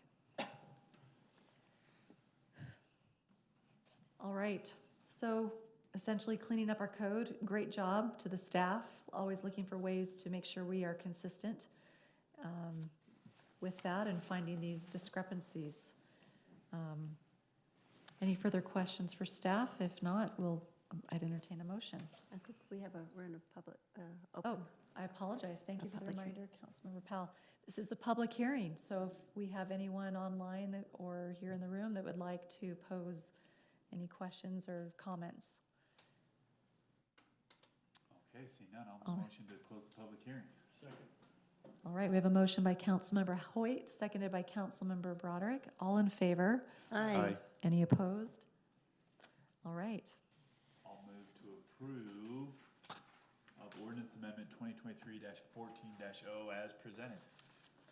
Second. All right, so moved by Councilmember Hoyt, seconded by Councilmember Broderick. All in favor? Aye. Any opposed? It sounds unanimous. Motion to adjourn. Okay, oh, yes, scooped I have him. a few more chances to do this. Second. Right, motion to adjourn, scooped by Councilmember Powell on the motion, but still seconded by Councilmember Broderick. Bring it home. Brought it back to Okay, all in favor? All in favor to adjourn? Aye. Okay, we are adjourned. No, but then 5 more. 5? That's if we keep all of our December meetings. No, it's only 5 more chances. Can I just say, I have been in other city councils where the decision came down 3-2 or really close, where people wouldn't even look at each other. I just really wish politicians throughout this country would look at you guys and see how you work. You can disagree without being disagreeable. It is so. That's what's great about Lindon. Yeah, I just. House riot.